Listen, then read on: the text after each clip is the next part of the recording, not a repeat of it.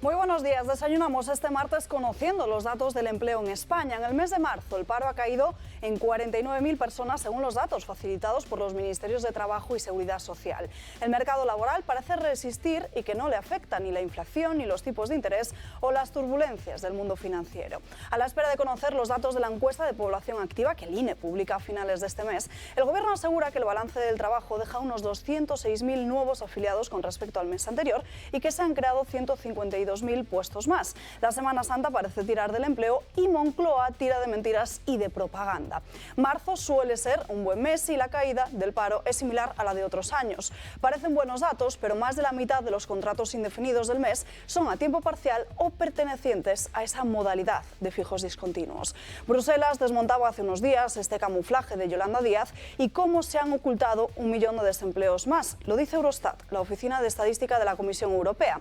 Esos mismos datos muestran cómo los demandantes de empleo ocupados también han aumentado o cómo hay 60.000 empresas menos cotizando desde antes de la pandemia. La magia del maquillaje.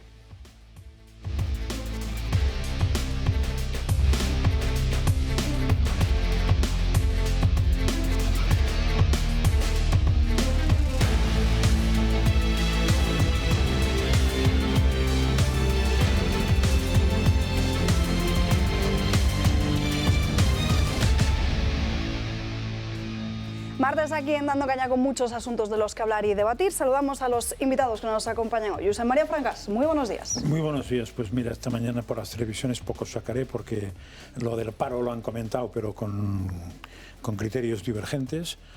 Y sobre todo era Teleyoli, y es una señora que no me interesa a mí especialmente, y después Telesucesos, ¿no? Porque sí que ha habido muchas desgracias, y han apuñalado a un niño en Madrid, muchas cosas de esas. Entonces, me he ido a repasar lo que ya llevamos varios días que está saliendo, que es lo de la Iglesia Católica y la Agenda 2030. Y entonces me he encontrado con una cosa muy interesante que creo que es importante leer, ¿no?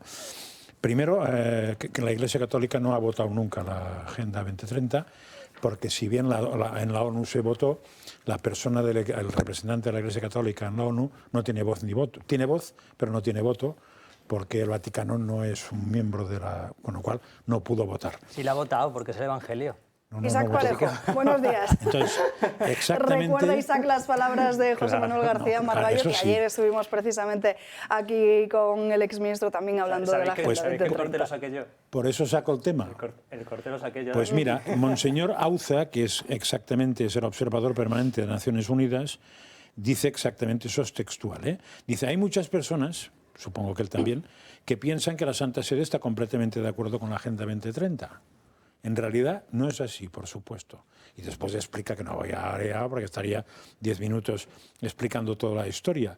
Pero también hay otra cosa muy interesante, de las muchas que he leído. Bueno, está todo el tema. Claro, la Santa Sede no confunde sexo con género, por ejemplo, no confunde familia con aborto, todo eso es absolutamente contradictorio. Pero hay una frase que es muy buena, que en otro sitio dice, que por eso no le gusta la Agenda 2030, entre otras cosas, se establece un nexo directo entre la aprobación de ayudas y la adopción de ideologías. Eso es muy interesante porque es un tema que suele salir, lo de la soberanía y tal. Pues, se lo vas a tener que recordar a Margallo la semana que viene. Sí, bueno, y lo que recordaré son las citas. Eso está en una publicación del CEU y lo otro está en una publicación que se llama Ciprensa, donde dice 7 cosas que todo católico debe conocer sobre la Agenda 2030.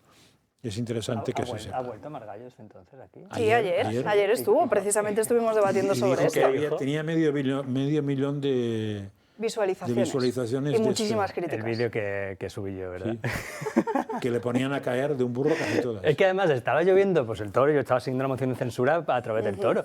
Y de repente cuando escuché a Margallo decir eso, estaba hablando contigo además, dije, no es posible que haya dicho esto, voy a darle para atrás, le di para atrás. Y digo, grabar. A los 3 segundos ya estaba en internet. Bueno, pues Margallo, lo siento, no lo siento, es lo que has dicho, pues a pechugar. A ver, yo quería hablar... Bueno, ¿me presentas ya o todavía falta? Sí, ya te he presentado, porque como te has decidido a hablar... Vale. Si quieres vuelvo a ponerte la alfombra, ¿eh? No, ya hago mi presentación. A ver, yo quería anunciar que este mes estoy pagado por el Estado, ¿vale? Es lo que justo te iba a preguntar, ¿qué te ha pasado con la bandera? Bueno, aparte de eso, sí. Ah, vale. Pero a mí me está pagando el Estado este mes porque es que todos los anuncios que salen en mi vídeo de YouTube son qué buenas son las reformas de los autónomos del gobierno, qué buenas son las ayudas que vamos a dar desde el gobierno, todo es publicidad institucional en YouTube. O sea, cualquier cosa que salta es publicidad institucional. Así que es como en las elecciones salen anuncios de Podemos en mis vídeos, así que en las elecciones me paga Podemos. Ahora me está pagando el gobierno. Entonces yo estoy encantadísimo. Oye, yo tanto criticar el empleo público y al final soy yo el que más dinero público está recibiendo.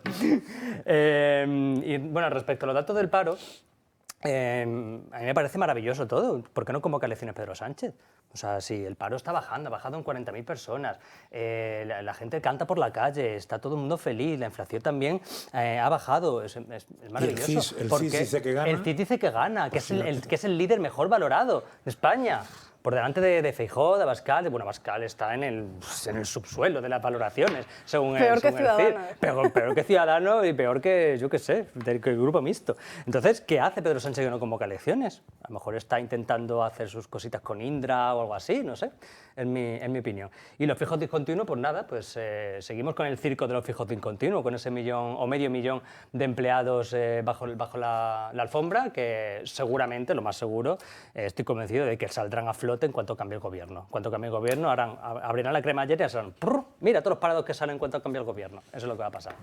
¿Qué te ha pasado con la bandera? La bandera, bueno, pues hemos recibido, la bandera es un nuevo medio que hemos abierto David y yo, lavandera.es, lleva 10 días y en 10 días ya hemos recibido una notificación del Ministerio de Industria porque un denunciante anónimo nos ha denunciado porque faltaba un dato en la política de privacidad, que es un dato absurdo, ¿vale? Pero que faltaba. O sea, hay alguien que se ha molestado en inspeccionar nuestra web, denunciarlo al Ministerio, y hay un funcionario del Ministerio que se ha molestado en revisar de arriba abajo una página que lleva 10 días de creación y mandarnos una carta apercibiéndonos para arreglar ciertas cosas, porque si no en 20 días nos meten una multa de 50 a 600.000 euros. Así que así están las cosas, Esa es la izquierda, que en cuanto ven que peligra algún chiringuito y nace un medio como La Bandera que vamos a dar la batalla, al igual que esta casa lo está haciendo también, pues lo único que se les ocurre es censurar y censurar. Así que os follen y que os den por el culo. 10 días han tardado, ¿eh? Fíjate la ley del sí es sí, cuántos meses lleva. En fin, Javier Puente, muy buenos días. Muy buenos días, Alba. Un placer estar aquí con vosotros nuevamente. Bueno, pues empezamos, ¿no?, con los datos del paro, que, oye, todo lo que sea creación de empleo, bienvenido sea, pero bueno, también nos obliga a esa falta de credibilidad que tiene este ministerio, pues a ser prudentes, ¿no? Decíais en la presentación, decía Isaac, que ya Bruselas ha dicho que hay 1 millón de personas que no están contabilizadas en esa lista, más del 50%, que claro, lo que pasa es que no tenemos datos reales por esa falta de credibilidad y esas mentiras, ¿no?, del ministerio.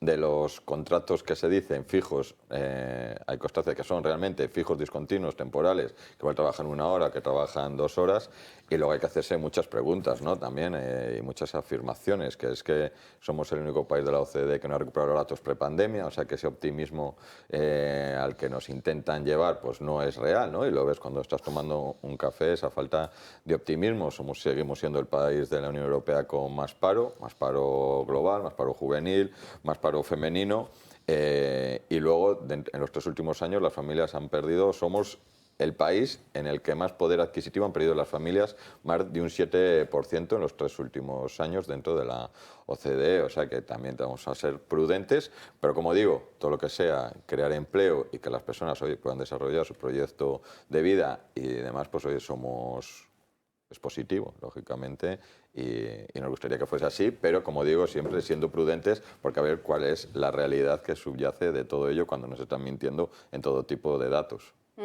Rocío Demer, muy buenos días. ¿Qué tal? ¿Qué tal? Encantada de estar con vosotros y con esta mesa. Efectivamente, ¿no? Yo creo que es un paso más, ¿no? La ministra, no olvidemos que fue la ministra que entró en el gobierno diciendo que su fórmula mágica para acabar con el desempleo iba a ser prohibir despedir, ¿no?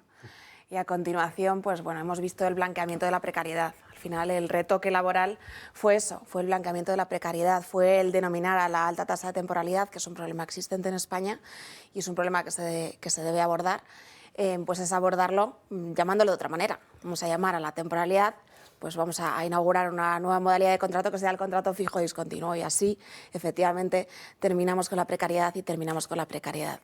En fin, es una burla más a los españoles y en definitiva es instalarnos, incluso regodearse en esa precariedad. Al final también fue una reforma laboral, que no nos olvidemos que fue una reforma laboral que se lo reprochó el propio Rufián, ¿no?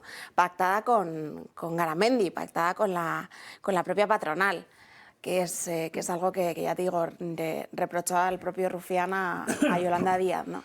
Al final es una tomadura de pelo y es, bueno, esta nueva izquierda obrerista que pretende seguir avanzando en los derechos de los trabajadores y al final la única manera que tiene de hacerlo es inventarse nombres, porque no puede combatir la realidad como no sea aplicando determinadas recetas que son impopulares.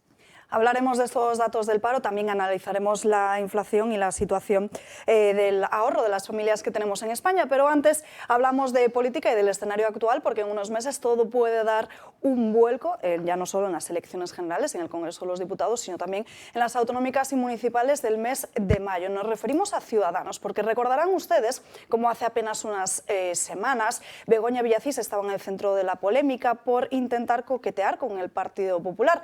Pues bien, esa jugada no le salió del todo bien y finalmente confirmó que iba a seguir dentro de la formación naranja. Sin embargo, ahora sí que hay varios ediles de la formación naranja que estarían dispuestos a aterrizar en Génova 13. Quedan semanas para las elecciones y Ciudadanos ve el futuro azul oscuro casi negro. Bueno, Fran Hervías cree que ni eso. Ciudadanos no tiene futuro. La dirección naranja va con todo con Begoña Villacís y se ve con papeletas de entrar en los parlamentos de Baleares, Aragón, Murcia y Asturias para ser lo que siempre quiso ser, un partido bisagra que otorgue la gobernabilidad a unos o a otros. Alivio sería, eso sí, simplemente conseguir representación en el consistorio madrileño, aunque eso significase pasar de 11 concejales a 4, como pronostica la última encuesta para El Confidencial. El efecto Villacís, de momento, saca las castañas del fuego a Ciudadanos, pero Almeida podría gobernar sin la que es ahora mismo su vicepresidente. Se le pilló con el carrito de los helados, claramente, negociando su paso con el Partido Popular, que se iba a ir al PP. Como le salió mal y se filtró, se ha quedado en Ciudadanos. A Villacís se le van descolgando poco a poco miembros del equipo. La última, este golpe del PP a Ciudadanos. 2 de los 11 ediles que tiene su actual socio de gobierno en el ayuntamiento cuentan ya con el visto bueno de la presidenta de la comunidad para incorporarse a las filas del PP. Pero mucho ojo, la sangría de Ciudadanos lleva a más miembros a otras aguas. Por ejemplo, en Cataluña, Valens, con apenas un año de vida, ya ha traído a 87 miembros de Ciudadanos, entre concejales, cargos y afiliados, y ha rechazado a otros 30 que también pidieron ir en sus listas. La refundación y el cambio de imagen del partido pasarán su primer filtro el próximo 28 de mayo, donde se verá si caras nuevas significan mejor liderazgo, aunque hay quien lo tiene claro. Patricia no es una líder. El partido que un día luchó por la Moncloa, ahora lucha simplemente por no llegar ahogado a las elecciones de diciembre.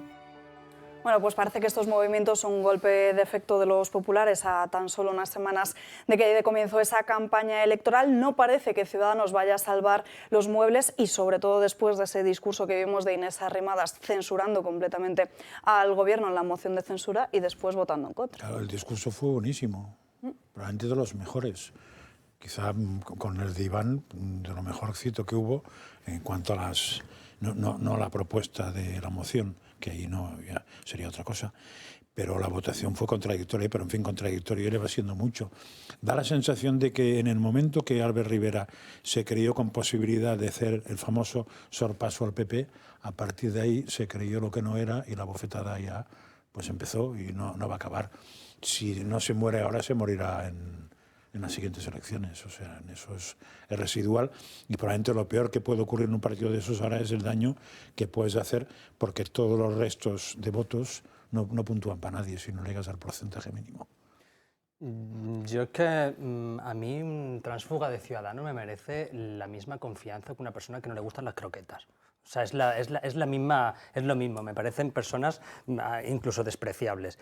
Pero respecto a lo que dices de Rivera, yo no creo que Rivera buscara el sorpaso al Partido Popular. Yo creo que Rivera por primera vez no hizo de la estrategia veleta que solía tener siempre y creo que ese discurso que dio en en la moción de censura de Pedro Sánchez a Rajoy, yo creo que fue sincero. Y yo creo que a Rivera se lo cargaron los mismos que le encumbraron. Es decir, esas élites económicas que son los que le llevaron a esa posición para hacerle frente a Rajoy, que, bueno, que al final lo que querían era quitarse a Rajoy de en medio. Los que crearon a Ciudadanos querían quitarse a Rajoy de en medio.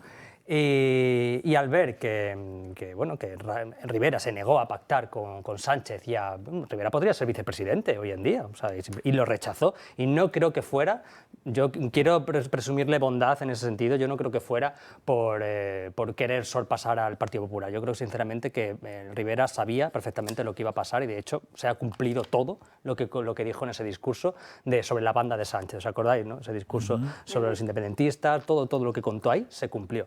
Entonces yo creo que en ese sentido fue sincero y mira, pues prefirió salir de la política y volver a su trabajo, a lo que sea, antes que ser vicepresidente con este señor. Entonces, es que yo creo que una cosa no contradice la otra, ¿eh? O sea, yo estoy de acuerdo en que Rivera, de las pocas cosas serias que hizo es no pactar con Sánchez, porque sabía cómo era Sánchez. Claro. Y además lo explicó muy bien. O sea, pactar con un señor que no es fiable, no es fiable el pacto. Que eso le iba a costar más, probablemente también. Pero aparte de eso estaba el tema, ya desde hacía un poco de tiempo, que las encuestas le estaban dando que se acercaba al PP. Y entonces quiso que ganaba incluso en esos días. Claro, entonces quiso tener un protagonismo que pienso que es un error fundamentalmente por un asunto, porque en política lo importante, el resultado depende mucho de la territorialidad. Si tú estás colocado en todos los territorios, es muy difícil que te pase el que no está colocado en los territorios o el que está colocado, diríamos, no bien colocado. Y claro, cuando tú montas un partido en 5 minutos y pasas de Cataluña a todo el resto del Estado, tienes que buscar candidatos debajo de las piedras y tienes que tener en cuenta que te vas a equivocar en un porcentaje que es proporcional a la velocidad con que lo hagas. Si lo haces con mucho tiempo, el error es menos. Si lo haces con poco tiempo, el error es más. Pero la implantación territorial es la que hace que el PP y el PSOE, hoy por hoy, guste o no, sean desbancables. Su implantación territorial de 30, 40, 50 años. Sí. Es una lástima, es una desgracia. Hay que combatir con eso. Hay un poco, dice José María, ¿no? Esa división del voto. Yo creo que ahora estamos en un momento, lo vemos en España, de la deriva que tiene, ¿no?, el país, en lo económico, en lo moral. Entonces la clave pues es, lógicamente, por un lado, pues echar a este gobierno que se apoya pues en comunistas, en independentistas, en filoetarras, y arrancar un nuevo proyecto, ¿no? Un proyecto pues de ilusión, de crecimiento, y ahí la clave es unir el voto.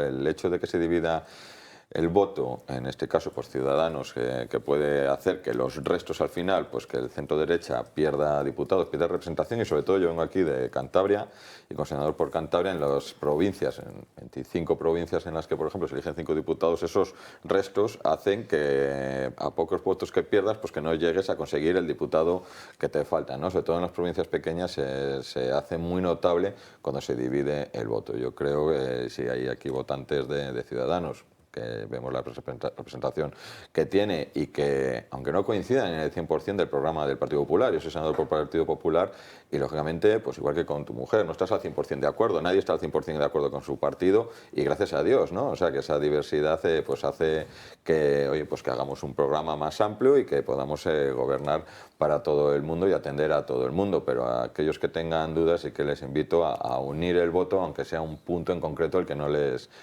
convence. Rocío, no sé si estarás muy de acuerdo con Javier.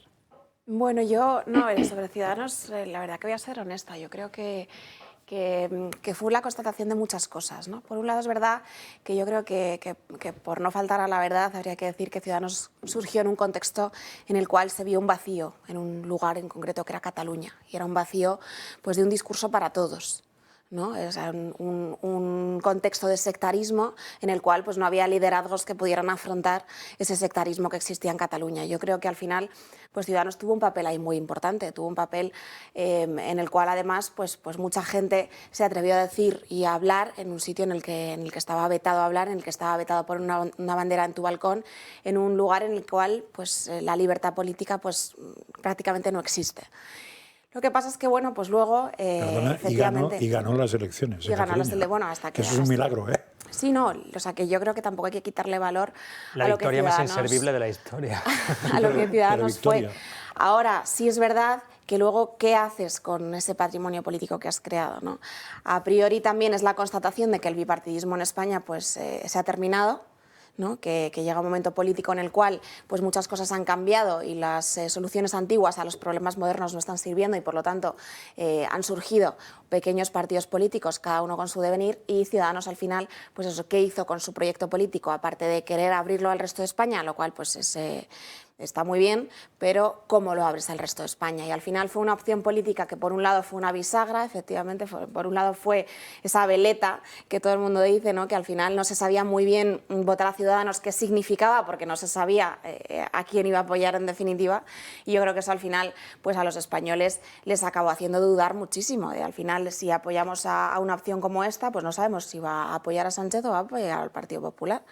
Y esto yo creo que fue el determinante para su muerte. Y luego, a continuación, quizás Ciudadanos como historia parlamentaria en el Congreso de los Diputados, pues por lo menos en esta legislatura es verdad que era muy difícil encontrar las diferencias políticas con el Partido Popular, ¿no? Al final representaban un mismo espacio político y un mismo espacio político, pues al final no hay sitio para todos. Hay una cosa que siempre se dice de Ciudadanos, que yo no creo que sea cierta, que es que se dice que el fin de Ciudadanos empezó con la famosa foto de Colón. ¿No? La foto de Colón es la que...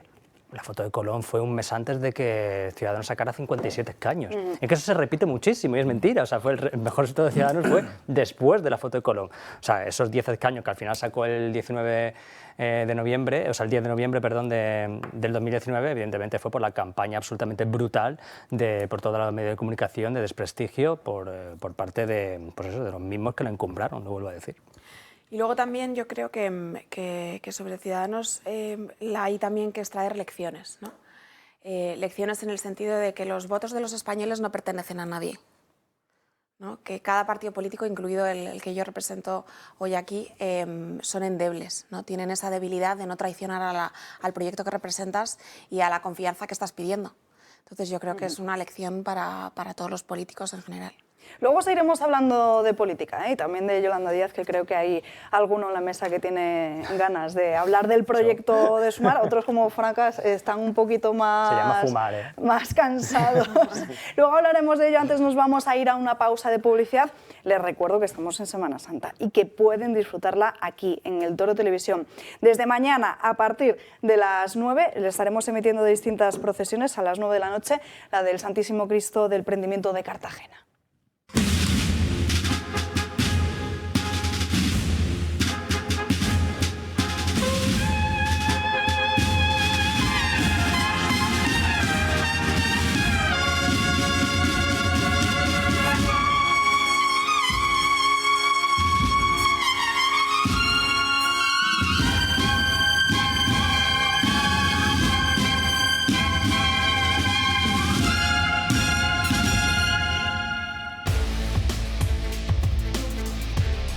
Ya estamos de vuelta en Dando Caña, ahora seguiremos hablando de más cuestiones que marcan la actualidad política en España, pero antes saludamos en nuestra mesa a José María Liu, que es embajador de Taiwán en España. Muy buenos días. Buenos días, Ava.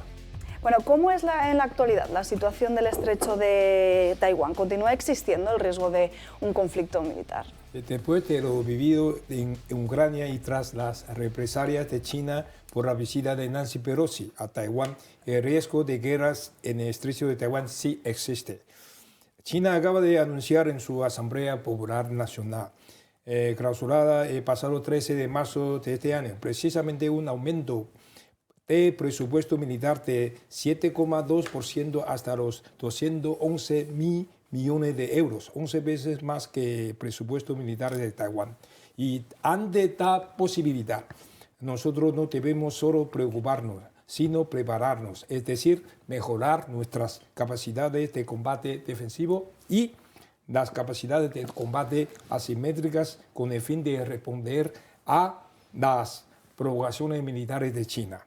También conocemos las tácticas de guerra cognitiva y desinformación de China para socavar la unidad y la moral del pueblo taiwanés. El conflicto militar nunca va a ser una opción para nosotros. Por eso estamos dispuestos a trabajar con China siempre bajo los principios de racionalidad, igualdad y respeto mutuo para encontrar una solución aceptable para ambas partes que mantenga la paz y la seguridad en el estrecho de Taiwán, porque sabemos que en las guerras no hay ganadores, solo perdedores. ¿Cómo cree que está influyendo lo sucedido en Ucrania en el comportamiento de China hacia Taiwán? Creemos que la repercusión de una invasión china a Taiwán sería muy superior a la que ha causado la invasión rusa de Ucrania. Tras la reciente reunión entre Xi Jinping y Vladimir Putin este mes, entre 20 y 21 de marzo, ambos líderes se han reafirmado en su afán expansionista y hegemónico, lo que hace que nuestro gobierno esté preocupado por que China siga los pasos de Rusia. En el escenario de Ucrania nos enseña un factor importante, el apoyo internacional. Sin la ayuda internacional, Ucrania no podría haber llegado hasta ahora. Por eso Taiwán, como país democrático, reclama que los países que comparten valores universales con nosotros también nos apoyen. Es necesario que la comunidad internacional trabaje unida y conjuntamente para evitar el conflicto militar y que Taiwán no se convierta en la Ucrania asiática. ¿Con qué apoyo cree que contaría Taiwán en la comunidad internacional en el caso de que ocurriese esa agresión de China? Por suerte, en Taiwán contamos con un cada vez más sólido apoyo internacional, como día a día nos demuestran nuestros países aliados y de ideas afines, que de manera muy especial Estados Unidos y la Unión Europea. Nuestro gobierno agradece que desde su llegada al poder el presidente de Estados Unidos, Joe Biden, haya enfatizado varias veces que el compromiso de Estados Unidos con Taiwán es sólido como una roca y que otorgue tanta importancia al mantenimiento de la paz y la estabilidad en el estrecho de Taiwán. Preguntando Joe Biden el pasado 18 de septiembre de 2022, que es el año pasado, en la televisión americana CBS, sobre si las fuerzas estadounidenses defenderían Taiwán en caso de una invasión china, el presidente Biden fue más claro y rotundo que nunca y dijo, sí, si de hecho hubiera un ataque sin precedentes. Por otra parte, el Parlamento Europeo ha mostrado siempre un claro y rotundo apoyo a Taiwán hasta el punto de haber aprobado en los 2 últimos años un total de 25 resoluciones favorables a Taiwán. Y en enero de este año ha aprobado 2 resoluciones más en las que condena las continuas provocaciones militares de China contra Taiwán y pide que las disputas entre Taiwán y China se resuelvan mediante un diálogo pacífico y sin precondiciones. ¿Qué le parece que Pedro Sánchez haya viajado a China y qué conclusiones se pueden sacar de ese viaje? Durante la reunión de pasado viernes 31 de marzo del presidente de gobierno de España, Pedro Sánchez, con Xi Jinping, ambos han puesto sobre la mesa la agresión ilegal de Rusia contra Ucrania. Pedro Sánchez ha destacado la necesidad de seguir apostando por una paz justa y duradera, conforme a la Carta de las Naciones Unidas y que respete los principios de orden internacional, la soberanía y la integridad territorial del país agredido, Ucrania, tal y como reclama el presidente Zelensky en su fórmula para la paz, que España apoya. Además, Sánchez ha animado al presidente Xi a que mantenga una conversación con el presidente Zelensky, puesto que corresponde a Ucrania decidir las condiciones para aceptar una negociación en Taiwán, que compartimos con España y la Unión Europea valores universales como la libertad, la democracia y el respeto por los derechos humanos. Estamos muy de acuerdo con tales planteamientos. La República de China, Taiwán, como todos los países amantes de la paz en el mundo, condena la invasión rusa de Ucrania y esperamos que esta guerra ilegal e injusta acabe lo antes posible. Quisiera expresar por último mi deseo de que el presidente Sánchez pueda visitar también Taiwán y conocer de primera mano la realidad de otro lado del estrecho de Taiwán, que ello le sirviera para profundizar en el conocimiento del pueblo taiwanés. Y una última pregunta, ¿qué lectura se hace en Taiwán de esa ruptura de relaciones diplomáticas con un aliado como es Honduras? Perfecto. Taiwán mantiene relaciones diplomáticas con Honduras desde hace más de 80 años. En todo este tiempo siempre hemos hecho todo lo posible por trabajar conjuntamente en proyectos de cooperación para el desarrollo hondureño. Como China siempre insiste en que cualquier país que quiera tener relaciones diplomáticas con Pekín tiene que romper primero con Taiwán. Nosotros creemos que el único interés del gobierno chino es suprimir el espacio internacional de Taiwán. La comunidad internacional ha de saber que China tiene un historial de incumplimiento de sus promesas una vez alcanzados sus objetivos diplomáticos.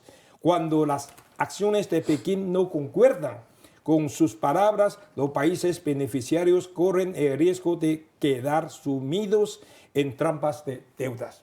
Pues José Marieli, un placer tenerle aquí, como siempre. Gracias. Muchas gracias. Como siempre. Volvemos ahora ya sí a la política española, porque la otra cara del día, la otra noticia de las últimas horas, lleva la foto de Yolanda Díaz. Este domingo se lo hemos contado aquí, se lo contamos ayer, fue esa puesta de largo de Sumar, con muchos políticos que arropaban a Yolanda Díaz, pero también con otras ausencias como la de Podemos. Desde la formación morada intuyen, así lo han dicho en las últimas horas, presiones desde el Partido Socialista para que no haya un acuerdo con Sumar. Creen que así tratan desde el PSOE de liberarse del socio del gobierno de coalición. Estamos seguros de que se puede llegar a un acuerdo y de que además es nuestra voluntad. Es cierto, y se está comprobando, que va a haber muchas presiones para que no se llegue a un acuerdo. Al Partido Socialista no le interesa como socio de gobierno Podemos. El Partido Socialista no quiere a Podemos como socio de gobierno. Hay una formación política que dijo que no quería estar. Esa formación política tiene que explicarle a la ciudadanía por qué no quiere estar. Sumar sigue caminando y desde luego nos encantaría que este movimiento se ensanche mucho más. Quedan muchas formaciones políticas y por supuesto mucha gente que sumar, pero insisto, quien dijo ayer que no, no fue Sumar, fueron los que han faltado. Por su parte, esta misma mañana se le ha preguntado a Ione Belarra sobre esa posibilidad y dice que desde Podemos siempre han insistido en ese acuerdo, pero que la pelota está en el tejado de Yolanda Díaz. Podemos ha dicho que quiere que su candidata a las elecciones generales sea Yolanda Díaz. Creo que ahora es Yolanda Díaz quien tiene que aclarar si quiere ser la candidata de la unidad, si quiere ser la persona que represente al conjunto del espacio. Ese balón está en su tejado. Nosotras hemos expresado nuestra opinión en muchísimas ocasiones. Yo quiero decir, además, que creo que las dos formas de hacer política son necesarias. Yo creo que si queremos transformar la realidad, Podemos tiene que estar. A Yolanda Díaz, disculpen, se le preguntaba también en otra entrevista esta misma mañana si había hablado con Pablo Iglesias y notablemente nerviosa, sin saber muy bien lo que decir, Yolanda Díaz desvelaba que a la primera persona a la que le había confesado que iba a iniciar este movimiento era el propio Pablo Iglesias y no desvelaba nada del contenido de esa conversación. Vamos a recordar las encuestas que publicaba ayer OK Diario con respecto a cómo cambiaría el panorama político de presentarse Sumar con Podemos a hacerlo sin la formación morada. Ahí lo ven, esta primera posibilidad, el Partido Popular 134, para el PSOE 82 y en el caso de que Sumar fuese con Unidas Podemos y con Más País, como parece que así va a ser, 50 diputados, para Vox 45. Y la otra de las encuestas, si Sumar y fuera por un lado y Podemos por su camino, ahí lo están viendo, el panorama cambiaría de este modo. El Partido Popular con 133 asientos, Vox 43, el PSOE en segunda posición con 95, Sumar y Más País 23 y Podemos aterrizaría hasta los 12 asientos en el Congreso. Isaac. Bueno, yo al nuevo movimiento de Yolanda Díaz, ya sabéis que lo llamo fumar, porque hay que ir de mierda hasta el culo para hacer el esperpento que se hizo el otro día en esta que la red de brujas. Oye, igual luego lo adopta, porque ha adoptado también lo de fashionaria. Sí, pues yo le hago el logo con un purazo ahí metido en la boca, fumar. Bueno, pues a ver, esto cada cierto tiempo siempre ocurren estas cosas, ¿no? O sea, yo hace mucho tiempo me acuerdo que hice en mi blog, cuando yo no era youtuber ni nada, hice un artículo que se llamaba Los disfraces del comunismo para sobrevivir. Esto es el Partido Comunista, o sea, el Partido Comunista, luego cuando se hundió el Partido Comunista, Izquierda Unida, cuando se hundió Izquierda Unida, Podemos, cuando empezó a flojear Podemos, Más País, cuando ya se hunden los dos, Sumar. O sea, esto es siempre la historia de siempre, al final es siempre lo mismo. Sumar es Podemos con menos gritos. Es exactamente lo mismo, pero y sin coleta, y con una piba un poquito mejor maquillada. Por eso hablo del maquillaje del comunismo, pero literal. O sea, es una tía que hace 10 años era un esperpento y ahora pues que se ha puesto 4 capas de maquillaje y ahora es bien mona, ¿no? Esto a lo mejor es algo machista, ¿no?, lo que he dicho. Pues lo siento, Yolanda, te jodes. Pero es lo que hay. O sea, yo es que no veo nada distinto aquí de lo que pasó con Podemos en ese Vista Alegre donde se presentaron. Y además la presentación ha sido la nada más absoluta. Yo estuve viéndola ayer, un trozo de los mejores momentos, si es que hay mejores momentos de esto. Fue muy Happy Flower. Sí, fue todo. Somos mujeres, somos feministas, vamos a transformar el mundo. Me recordó mucho la presentación que hizo María Guardiola, por cierto, del Partido Popular. Luego apareció el influencer gerontófilo. Fue como una fantasía de presentación. Y para concluir que me voy a presentar al gobierno para ver si llego al gobierno. Y yo preguntándome... Para mejorar todo lo que está mal cuando yo soy vicepresidenta del gobierno. Claro, yo pensando, a mí me suena que esta tía es vicepresidenta del gobierno, no sé, se está presentando para un cambio. No, necesitamos un cambio, pero tía, pero si eres vicepresidenta del gobierno, ¿qué cambio vas a hacer? O sea, es alucinante, pero es que siempre igual. Y Podemos también se presentará de la misma forma. Cuando ya rompan la alianza, la coalición, se presentarán como el cambio. Pero si habéis estado 4 años dando por culo en el gobierno, ¿qué cambio vais a hacer? Pues nada, pues Yolanda Díaz igual. Ahora se presentan como aquel que no han hecho nada. Pedro Sánchez también seguro que hará una campaña basada en eso. En plan, el cambio. Y en Rajoy. ¿Eh? Y en Rajoy. Y en Rajoy, bueno, acordándose de Rajoy todavía. En fin, pues nada, esto es Podemos, esto es el Partido Comunista y esto es el nuevo maquillaje y el envoltorio Chupi Flower Power del comunismo para ir adaptándose a los nuevos tiempos. Es como el camaleón, se va adaptando a las nuevas circunstancias. No, y además yo le sumaría esto, y por eso no me interesa tampoco a una batalla de egos, o en este caso egas, más bien, según si queremos ser egas, y entonces pues que se peguen entre ellas, es un problema. O sea, yo no pienso votarles ni que me drogue antes, o sea, que no es con lo cual me da igual, o la una que la otra, o la otra que la una, que hagan lo que quieran, con su pan se lo coman, ya dije ayer. Yo tengo que decir que coincido con Yolanda Díaz, ¿no?, cuando dice que hay que cambiar esto. Lo dice una vicepresidenta del gobierno, lo cual, oye, pues está claro que hay que cambiarlo y ahí coincido, ¿no?, la deriva a la que nos están llevando.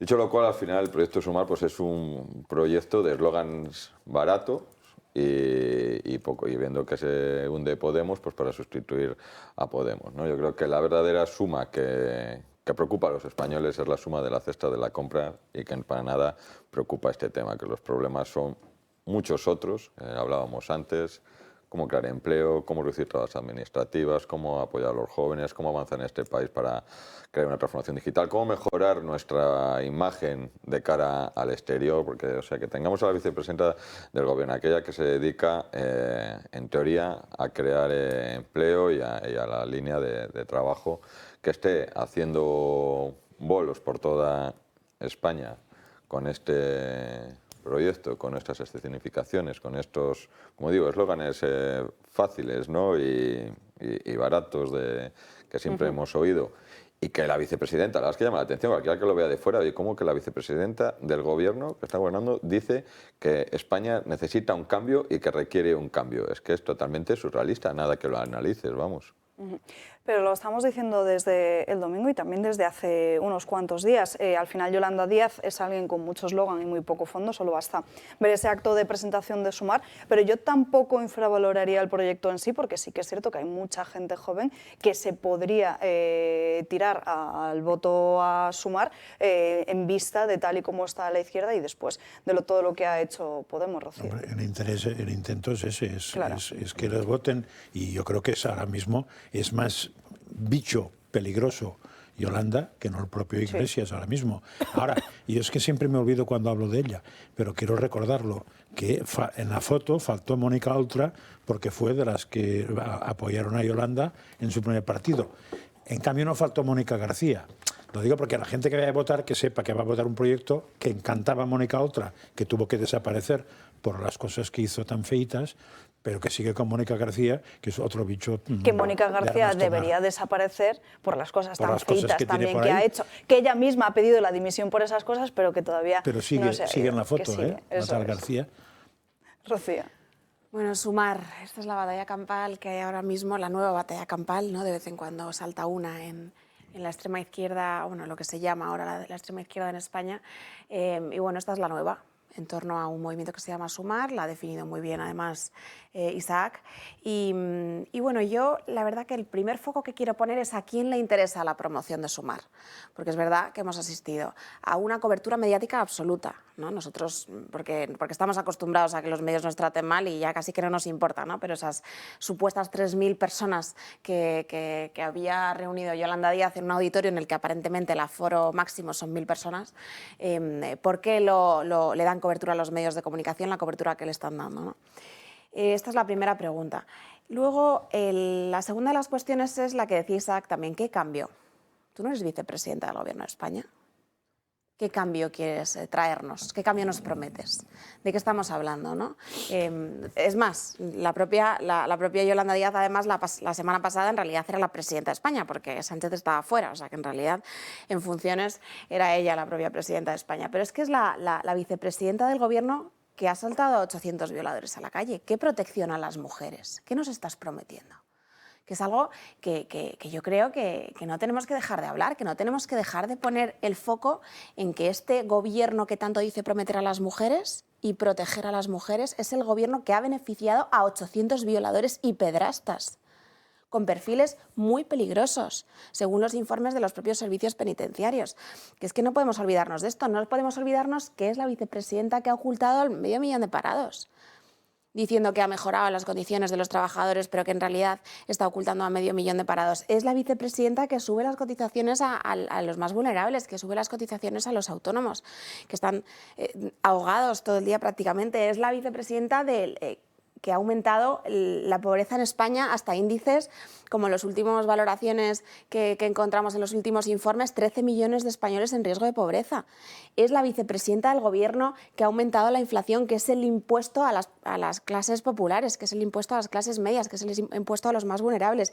Es la vicepresidenta del Gobierno que nos ha hecho pagar el gasoil hasta 2 euros el litro.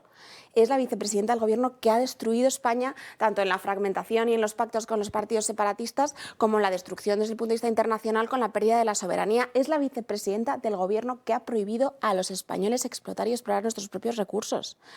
O sea, ¿qué cambio nos va a traer? ¿Qué cambio? Pero es que hay gente que se conforma con muy poco. O sea, hay gente que le das 4 consignas y esto parece que se mueve así ahora, que le das las 4 consignas clásicas woke, que es lo que está haciendo Yolanda Díaz. O sea, Yolanda Díaz está presentando.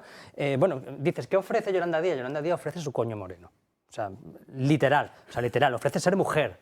O sea, es lo único que ofrece, la única diferencia con lo demás. Yo me ofrezco aquí porque ¿qué te pasa? Yo no puedo contigo. El lenguaje, creo que le pasa algo del lenguaje. Algo así, no es el horario, pero bueno. Bueno, pues, a ver, ¿qué es lo que ofrece? Me siento superado por el No lenguaje. ofrece otra cosa que el hecho de ser mujer. Yo soy mujer, quiero ser, es que lo ha dicho tal cual, quiero ser la primera vicepresidenta de España. Bueno, pero tendrás que ofrecer algo más, ¿no? Que me acuerdo que eso también lo dijo Soraya Sáenz de Santa María, que también ofrecía ser mujer. Pues yo, no sé, a mí no me compensa solo... Bueno, hoy en día lo puede ofrecer cualquiera, ¿eh? No, te claro, vas al registro civil y te cambias, ya está. Claro, Meloni no. Meloni no puede decir que... Ya está, pues cuando me presento yo a las elecciones voy a ofrecer ser maricón. O sea, yo soy maricón, votarme porque soy maricón. Ya está, pues igual no me vota nadie. Pues es lo que está ofreciendo continuamente esta mujer. El feminismo, ser mujer... Y ya está, y consigna el cambio climático también, ha hablado del cambio climático. No se deja ninguna. La transición climática, ¿qué más? La inclusividad, Resiliencias. Resiliencias, el antirracismo, la homofobia, por eso ha puesto a Elio Roque, al influencer homosexual, a insultar a los ancianos. Esto es lo que se baja, es el glosario, es el evangelio, la Agenda 2030, es lo que ha descrito Yolanda Díaz en su acto. Así que nada, que te la compre Margallo.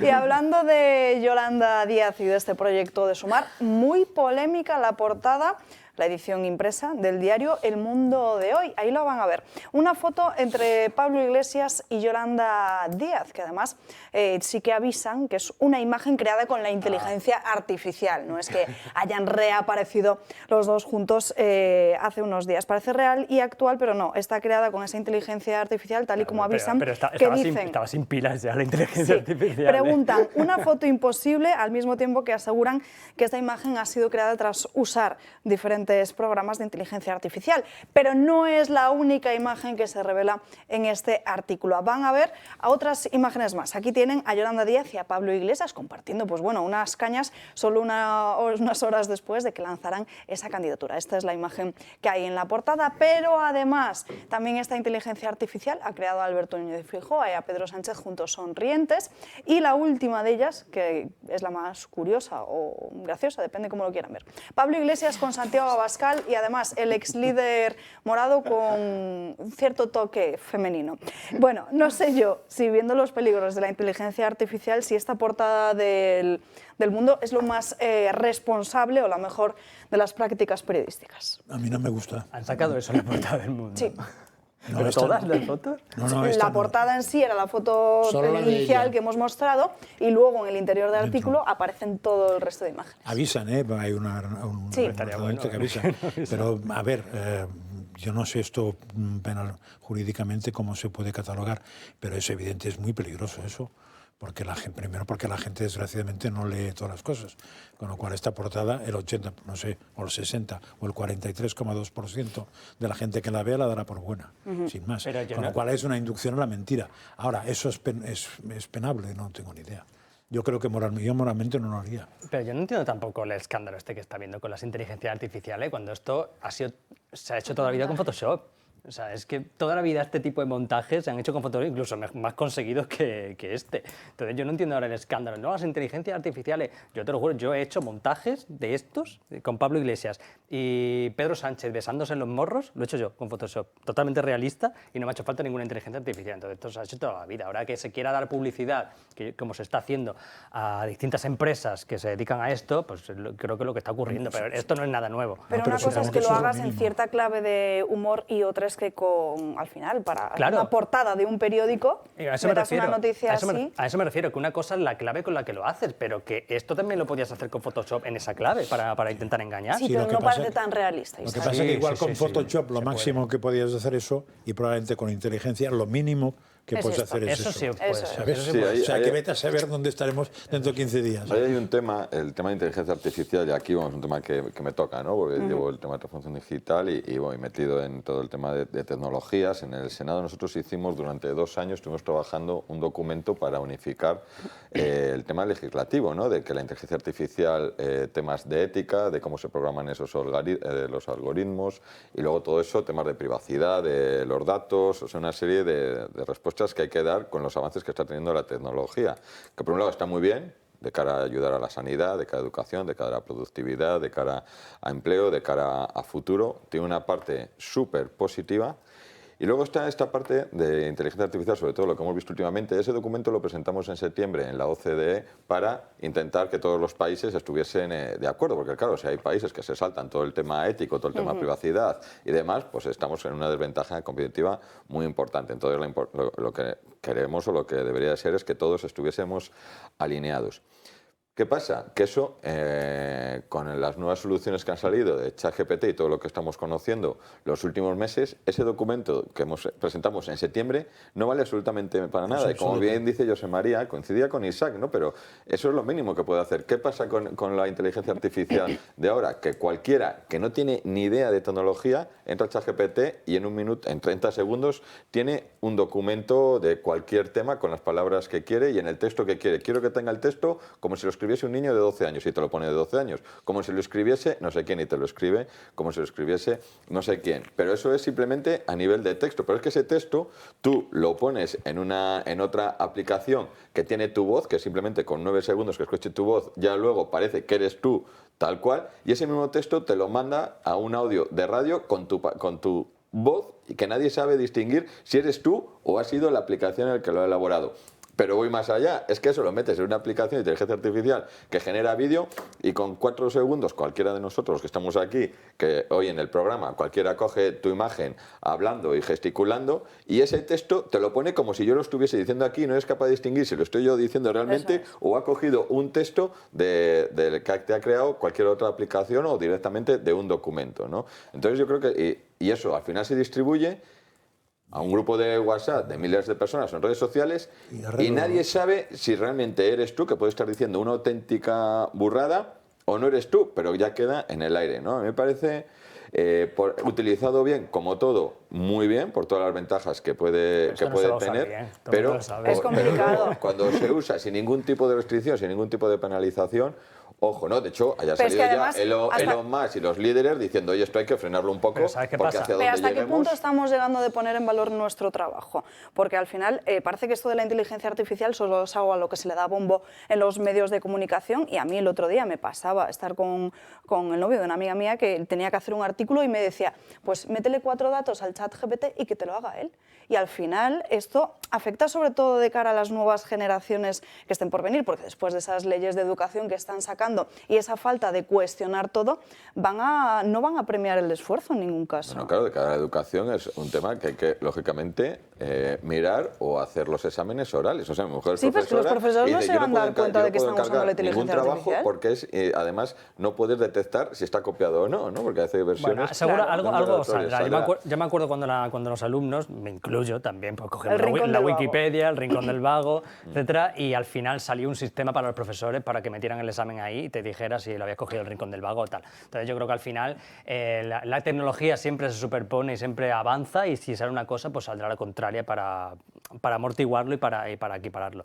Pero sí que es verdad que es peligroso. El problema es que no se le puede poner puertas a eso. O sea, es que ¿cómo lo haces? ¿Cómo regulas y aunque Internet? se las pongan, alguien se las saltará. Claro, se las saltará. Como ha pasado ¿qué es lo que intentaron hacer en la pandemia con el tema de las famosas fake news que luego terminaron no siendo fake news? Pues con los fact-checkers, con Neutral, con verificadores, etcétera. ¿Ha valido de eso algo? No. Eso al final aparecieron las mismas noticias en los canales de Telegram, en otros canales donde no podían actuar estos verificadores, y al final las noticias se esparcían exactamente igual. Por otros canales, pero igual. Entonces no puedes poner puertas a esto. La única forma es la concienciación a través de campañas o a través de... La educación. No sé, la educación, es la única forma, pero la prohibición nunca va a ser, en el ámbito de Internet, la prohibición nunca va a valer para nada. Está comprobado, y te lo digo yo que me dedico a Internet.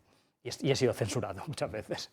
Bueno, ¿cómo lo ven ustedes en sus casas? ¿Creen que la inteligencia artificial es un avance o, por el lado contrario, un retroceso? Pues háganos llegar sus mensajes y opiniones a ese chat de Telegram, que como saben Julia Ariza en su canal de Telegram, Julia Ariza el Toro, siempre ponen ese número de teléfono al que pueden hacernos llegar sus opiniones y luego se las mostraremos aquí en directo. Decimos luego porque nos tenemos que ir a una breve pausa de publicidad, apenas 2 minutos, y enseguida estamos de vuelta para hablar de más asuntos. No se marchen.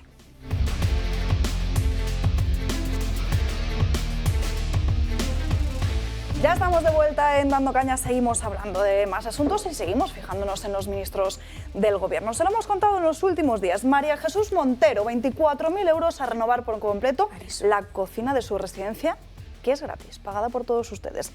La responsable del Ministerio de Transportes, Raquel Sánchez, 44.000 euros en menaje, limpieza y jardinería, en una vivienda que es gratis, pagada por todos ustedes. La última en salir a la palestra también con esta misma polémica, Diana Moa.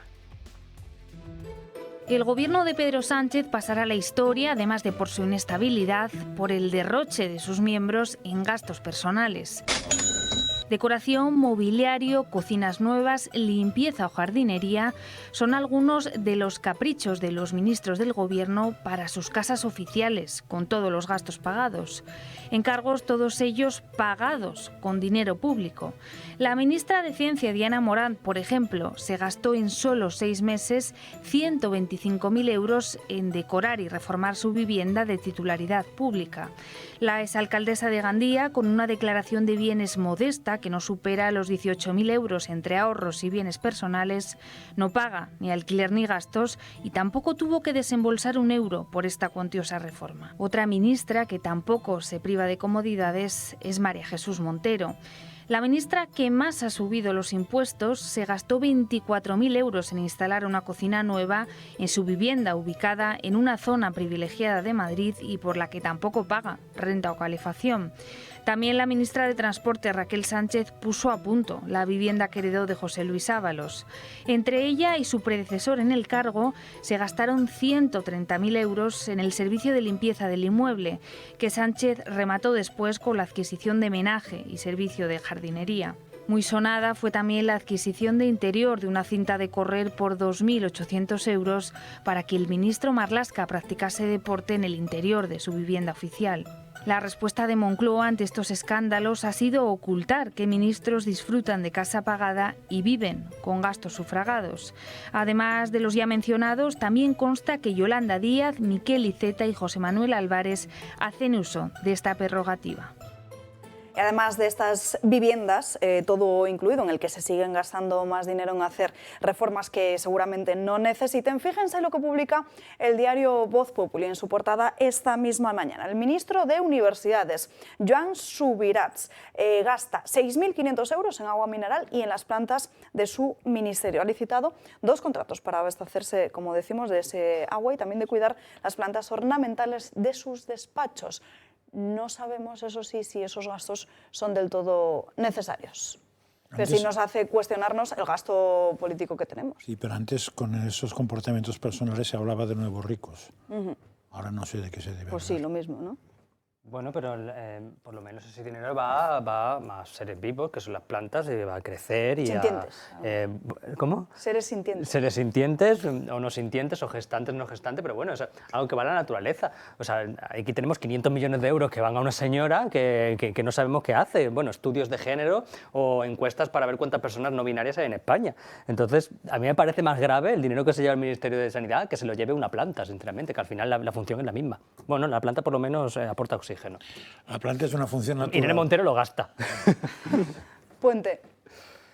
No, bueno, la verdad es que llama la atención, ¿no? Está claro que siguen con la filosofía esta de que el dinero no es de nadie y tú te imaginas a cualquier autónomo... No, o que se creen que el dinero de todos es suyo, nada más. O que el dinero de todos es suyo, pero al final todo eso son impuestos, ¿no? O sea, que dile tú a cualquier autónomo o cualquier trabajador que se levanta pues, a las 6 de la mañana para ir a trabajar, que casi 7 meses de lo que trabaja al año va para impuestos y para pagar todo esto, más los 500 millones para hacer encuestas de si son binarios o no binarios y de ideología de género y todo tipo de, no sé, llamarlo de chiringuitos, etcétera, etcétera.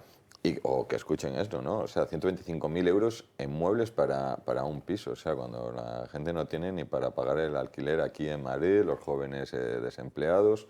O sea, tienen que... Vamos, entiendo, ¿no? El cabreo y el malestar de la gente y de cualquier trabajador que al final tiene que pagar impuestos y que vean que sus impuestos van a todo esto, ¿no? Luego dicen, no, es que es para sanidad y educación. Yo, pues, ¿no? De todo lo que has dado aquí, una retahíla de gastos, no he visto absolutamente nada ni en sanidad ni en educación. Es insultante, ¿no? Pero no esto en concreto, sino la utilización del dinero público por parte de este gobierno desde el principio. Estos eran los que venían a acabar con la casta, ¿no? Los que venían a continuar en sus mismos pisos, en sus mismos barrios, ¿no? Los que se burlaban de los demás por hacerlo y al final pues son la casta. Y van más allá, además, porque es insultante hacer una serie de gastos y en un contexto tan difícil para los españoles. Y los españoles, y siento reiterarme, pero los españoles lo están pasando mal. Hay 13 millones de españoles en riesgo de pobreza, que se dice poco, pero que es gordo, es muy gordo. Los españoles están empobrecidos, la cesta de la compra es muy cara. Los españoles no pueden llenar los depósitos de sus vehículos. No solo no pueden llenarlos, sino que encima, por parte de políticas de terceras instituciones, el gobierno lo que nos dice es que además va a acabar prohibiéndole los vehículos a los españoles. Y al final prohibiéndoleselos a quienes no pueden adquirir otro vehículo en las características en las que ahora se va a exigir para ellos, ¿no? O sea, es el gobierno contra la gente, no es que sea el gobierno que no deja a nadie atrás, es el gobierno que es que detrás no hay nadie, ya, ¿no? En fin, es insultante para todos los españoles, sobre todo para los españoles que lo están pasando mal, que haya este gasto del dinero público. Lo decía también Isaac, el Ministerio de Igualdad. Es insultante que haya 500 millones de euros para la señora ministra de Igualdad, que efectivamente se los gasta en hacer estudios sobre qué tipo de sexo le gusta a las mujeres o no, en hacer estudios sobre el género no binario, en hacer estudios sobre el ecofeminismo racializado o no racializado, sobre el lenguaje inclusivo, sobre si el rosa o el azul nos oprime. Es insultante. Y yo creo que los españoles están cada vez más hartos y además que se lo van a recordar en las urnas. Mira, el otro día, hace ya unos meses, vosotros sabéis que el índice, lo que has dicho antes, hay 13 millones de personas en riesgo de pobreza. No sé si sabéis cómo se mide esos índices. Se mide a través de unos distintos baremos, ¿no? Uno es cuántas veces comes carne a la semana, cuántas veces comes pescado a la semana, cuántas veces puedes permitirte irte de vacaciones, ahí se hace una estadística y se saca el número de personas en riesgo de pobreza. Bueno, pues evidentemente con la crisis, con la inflación, con los precios desorbitados, hay mucha menos gente que puede comprar menos carne. Sabemos que la carne es cara, es de los productos más caros que hay. Hay menos gente que puede comprar pescado. ¿Y sabéis cuál fue la explicación que dio Lo País a eso? El titular era: los españoles compran menos carne por la concienciación climática. O sea, es la forma de lavar la pobreza, es la forma de decir que no existe pobreza. Si la gente es pobre o si la gente come menos, es porque están concienciados con el cambio climático. No tiene nada que ver con que un filete de una pechuga de pollo cueste el triple que hace un año y la gente ya tenga que conformarse con un cogollo de lechuga en lugar de con una pechuga de pollo. Entonces, en esas estamos, en blanquear la precariedad y la pobreza. Bueno, es la manipulación que hacen muchos medios de comunicación y que también hemos visto en los últimos meses también desde el Palacio de la Moncloa. Los datos del paro que hemos conocido hoy, esas cifras que publicaban el Ministerio de Trabajo y Seguridad Social, mostrarían cómo el paro ha bajado en 49.000 personas en el mes de marzo y que se han creado más de 150.000 puestos de trabajo. Esta misma mañana, José Luis Escrivá lo ha entrevistado en una cadena de radio y aseguraba, desvinculaba esa creación del empleo de la Semana Santa. Decía que 55.000 de esos empleos nuevos son los habituales estacionarios, pero que otros 150.000 son independientes. Estamos hablando del mejor mes de marzo de toda la historia, de toda la serie histórica. Es que además con gran diferencia, es que 206.000 empleos en un mes, y concretamente en el mes de marzo, es un dato extraordinario que no tiene precedentes. Tengo de verdad cierta curiosidad por saber qué ángulo van a intentar encontrar hoy espurio desde ciertas instancias, desde ciertos partidos políticos para intentar ensuciar unos datos extraordinarios. Y nosotros estamos esperando a ver qué ángulo espurio se inventan ahora en el Gobierno para seguir manipulando estas cifras. Antes de debatir sobre ello y de llevar este asunto a la mesa, Borja García nos va a hablar de los datos de inflación, de desempleo y también de cuánto nos está costando a los españoles la cesta de la compra.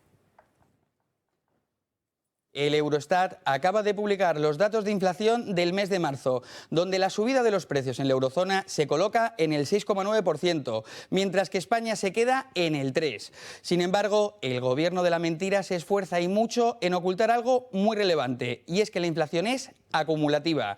Y es que en marzo de 2022 los datos fueron muy diferentes y España rozaba casi el 10%, mientras que la eurozona no llegaba ni siquiera al 7,5%. Es decir, un producto que valía 100 euros en 2021, en 2023 valdría en la eurozona 114,80 céntimos, mientras que en España costaría 1,70 € menos. Pero es que si atendemos a la subida de los precios de la comida y las bebidas no alcohólicas, la subida es terrorífica. Así, siguiendo con el ejemplo anterior, una cesta de alimentos que en 2021 valiese 100 euros, hoy valdría nada más y nada menos que 124,50 €, es decir, casi un 25% más. Una de las consecuencias más representativas de esta situación es la caída del ahorro en los hogares al 7,2%, marcando un mínimo que no se veía desde 2018. Para acabar con las mentiras del Gobierno, el Eurostat ha publicado también los datos de desempleo en Europa. Y como pueden imaginar, España es líder en tasa de paro con un 12,8%, el doble que la eurozona y casi 5 veces superior a la tasa de países como Alemania o Polonia. Unos datos que desmontan la mentira en la que se mantiene instalado el Gobierno y que amenaza la sostenibilidad de miles de familias. Bueno, pues vamos a buscar esos ángulos espurios que dice el ministro Escrivá. Dato espurio que se publicó la semana pasada. Eurostat calcula que a la cifra del paro español hay que añadir 107 millones de desempleados y 1,1 millones de subempleados. Espuria de Eurostat. Tampoco hace falta decir mucho más. O sea, no sé cómo no se le cae la cara de vergüenza a este personaje.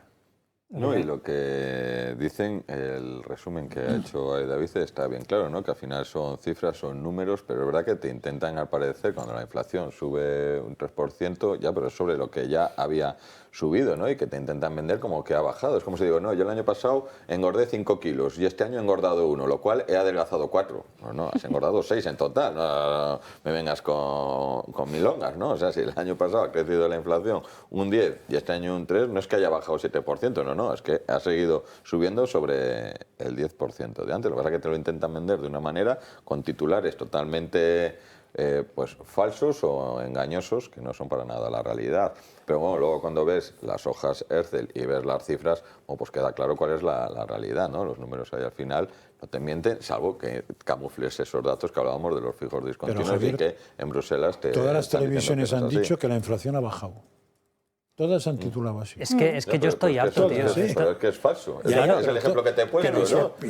Sí, te lo tengo claro, pero que a la gente lo que escucha es la inflación ha bajado. Porque ahora tenemos un 3 y antes teníamos un 5. Y nadie dice es que el 3 hay que sumar al 5. Claro. Pues eso, ¿no? Como no dicen eso, el titular es la inflación ha bajado. Es decir, el gobierno lo ha hecho de cine. Yo lo digo siempre, o sea, cada vez que se habla aquí de la inflación, digo, no, es que la inflación no baja, la inflación sube menos, pero sube.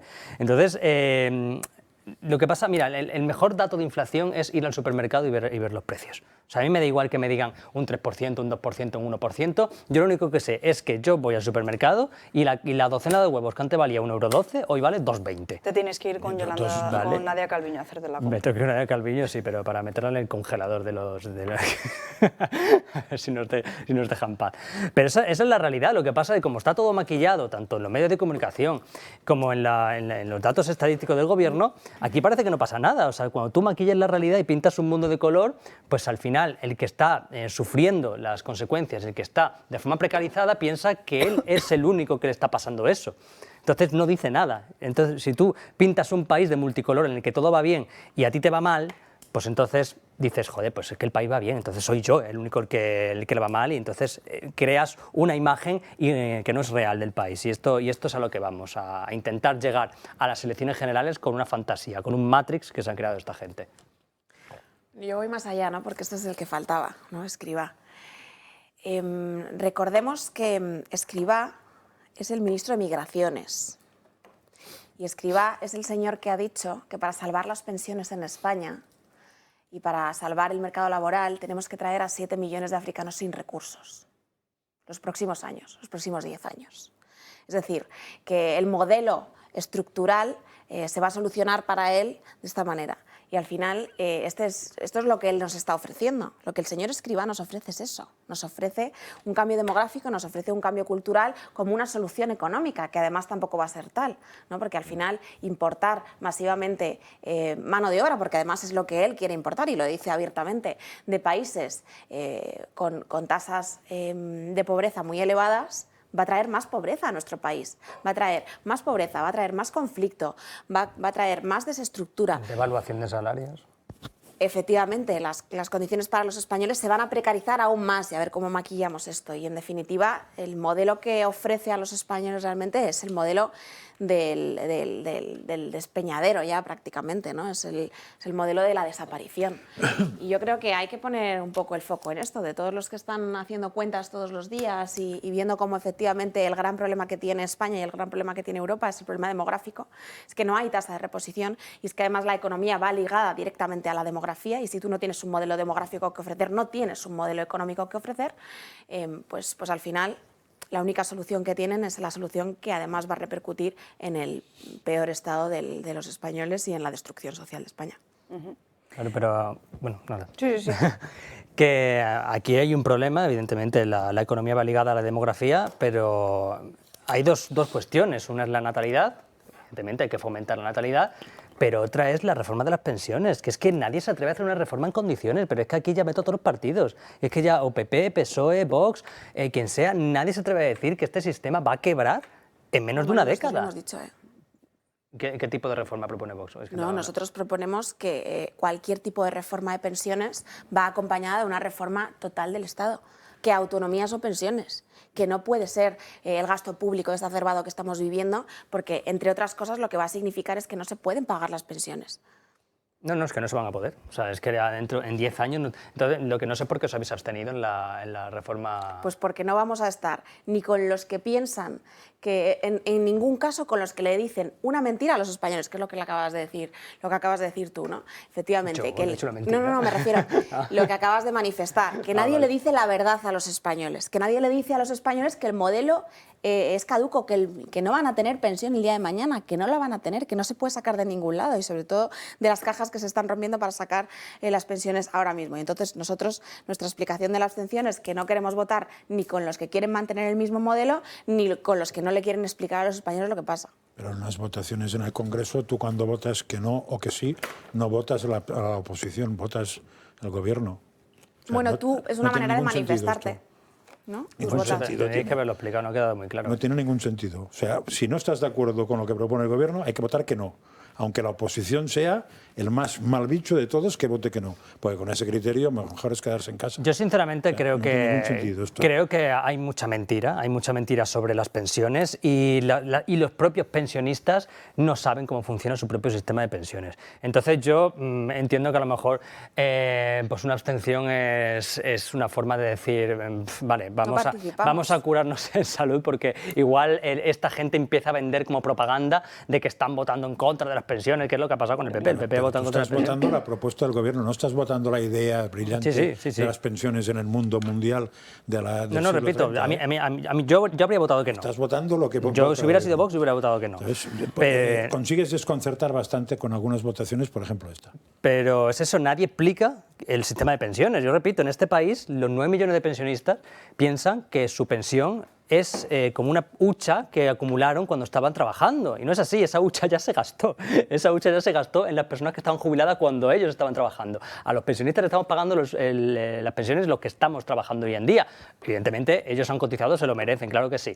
Pero que tienen que saber de dónde sale el dinero de que están cobrando de su pensión y tienen que saber que sus nietos corren serio peligro de no cobrar la pensión. Bueno, serio peligro no. Es que a día de hoy, tal como está el sistema de pensiones y el sistema económico general en España, a día de hoy, yo, por ejemplo, no voy a cobrar la pensión.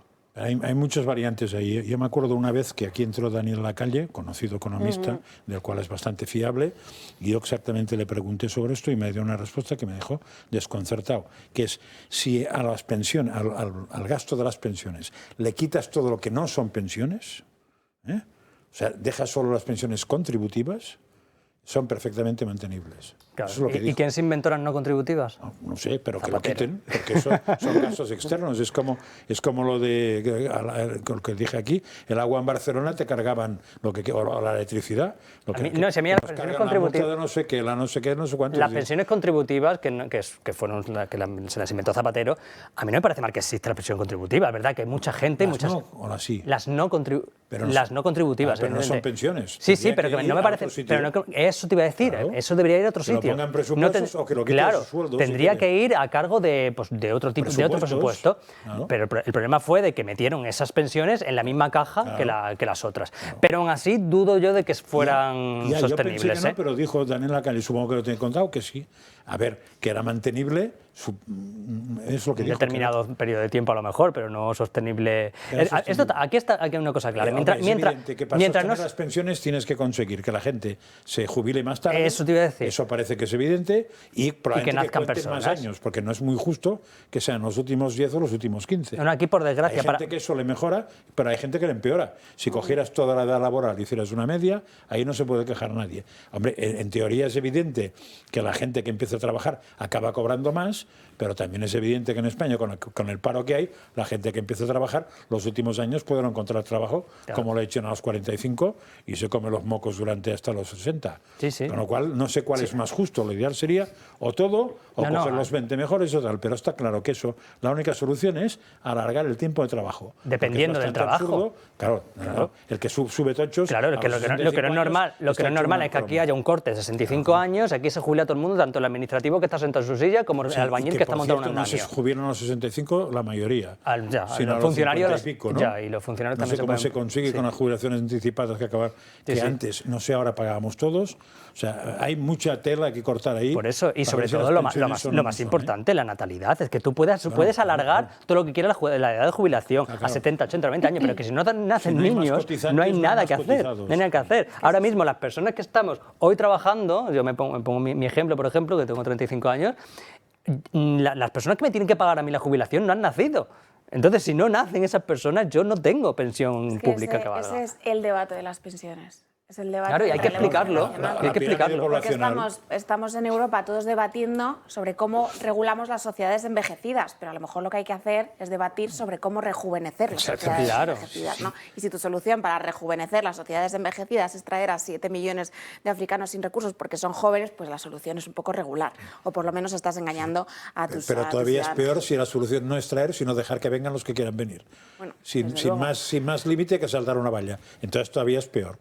O sea, si se plantearan que tiene que ser una migración legal y estudiada, me plantearía que a corto plazo es el único remedio posible. A corto. A la larga, una sociedad sobrevive si diseña una política de natalidad decente. Pero a corto no se arregla, porque por mucho que hoy la gente intente tener hijos, no los tiene mañana. Pero es que al final esto da alas a esa teoría que dicen que es conspiranoica del gran reemplazo, ¿no? Que dice, pero es que es tal cual, o sea, si tú metes a 7 millones de inmigrantes africanos, pero a la vez no estás fomentando la natalidad entre los españoles, que es donde se está fomentando sobre todo políticas abortistas, pues al final, ¿quién tiene hijos? Pues los 7 millones que vengan. Y luego van a venir otros 7 millones, al final se va desplazando la demografía y esto al final se va a convertir en África. No, y que además es impepinable, la demografía es impepinable. Si las españolas tienen una tasa de reemplazo de 1,1, es decir, que no hay tasa de reemplazo, que es que no llegas, que la que tiene que ser de reemplazo es del 2,2 y tú estás en el 1,1, y las africanas tienen una tasa de fecundidad del 7 o el 8, pues es que solo es que pasa el tiempo. Cuando vienen aquí los extranjeros se adaptan, los africanos o los latinoamericanos, en pocos años se adaptan a la tasa de natalidad española, no a la que traen, curiosamente. Sí. Pero los africanos... Con lo cual es peor todavía. Los africanos, ¿no? Vamos a dejarlo aquí porque tenemos debate de las pensiones para rato. Estamos muy pendientes del Consejo de Ministros a ver cuáles son algunas de las cuestiones que plantean los periodistas a Isabel Rodríguez y también a la ministra de Transporte Raquel Sánchez. Hoy en Moncloa se aprueba el plan de viviendas y también un segundo punto, el acuerdo sobre el sector de industria siderúrgica para hacerla mucho más sostenible a través de la aprobación de un Real Decreto para conceder una subvención directa de 450 millones de euros para la ejecución de un proyecto de hidrógeno verde en Asturias. Como les decimos, pendientes de lo que sucede en ese Palacio de la Moncloa en el Consejo de Ministros. Y ahora nos vamos hasta Málaga, porque mucha polémica en las últimas horas, polémica que ha creado evidentemente la izquierda, que no le ha gustado nada un desfile que protagonizan unas alumnas de un colegio imitando una procesión del Cristo de la Buena Muerte. Vuelve la censura progre, esta vez ante la supuesta polémica por ensalzar las tradiciones españolas, como el traslado del Cristo de la Buena Muerte por escolares ataviadas como damas legionarias con motivo de la Semana Santa, que se ha vuelto viral en redes sociales.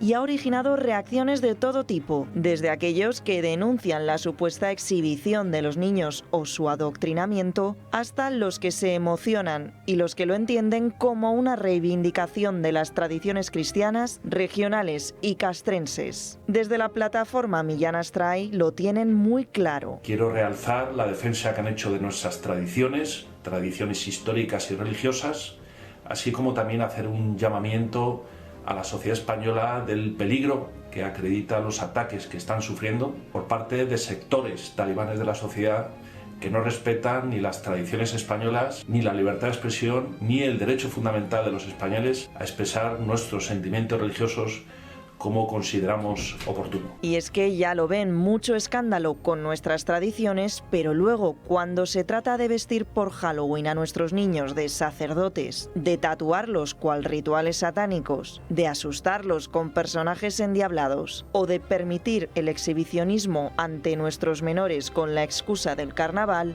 la izquierda calla.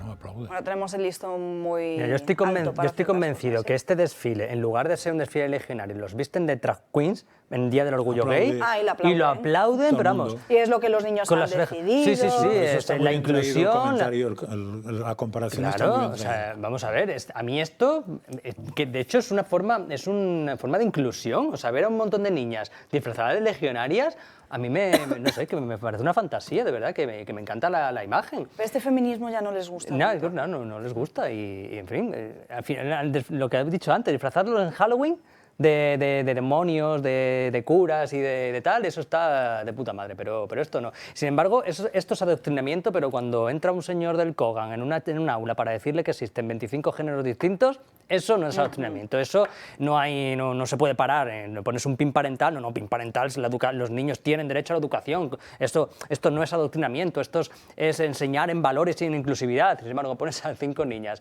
haciendo una procesión de Semana Santa, en fin, pues nada, habrá que sacarlas haciendo la procesión del coño insumiso. ¿Os acordáis, no? ¿Cuál es la procesión del coño insumiso? En Hospitalet, ¿no? ¿Nos acordamos? Sí, que salen con una vagina gigante, pues igual eso le gusta más a esta gente. No, vamos, a mí la verdad es que no había visto las imágenes y recuerdo que me encanta, ¿no? Y recuperar tus tradiciones y luego, oye, la libertad de los padres también, de que elijan la educación de sus hijos, que es algo que siempre he reivindicado, oye, que yo soy como padre el que quiero y el que tengo la obligación y la libertad de elegir la educación que quiero dar a mis hijos y que no me impongan nada, ¿no? Y habéis puesto todos los ejemplos estos que comentáis, que eso, que luego viene Halloween y hay todo lo que es criticar al catolicismo, criticar a los católicos y demás, pues parece que también por parte de una, yo creo que pequeña parte de la sociedad, pero que se les oye mucho, ¿no? Así que todo lo que sea recuperar nuestras tradiciones y nuestros valores y principios, pues bienvenido sea, vamos. Encantado de ver estos temas y ojalá hubiese muchos más. Además es que es un colegio en Málaga. Yo creo que cualquiera que se haya paseado por Málaga en Semana Santa sabe que Málaga es eso, que Málaga se para con el Cristo de la Buena Muerte, ¿no? Que la Legión está en sus venas, en sus raíces, ¿no? Y que lo viven además de una manera espectacular. Y yo creo que al final, pues eso, hay determinadas personas a las que no les gustaría que España fuera, pues no les gustaría que España sea lo que es, pero es que resulta que España tiene las tradiciones que tiene y que además son muy bonitas, muchas de ellas, ¿no?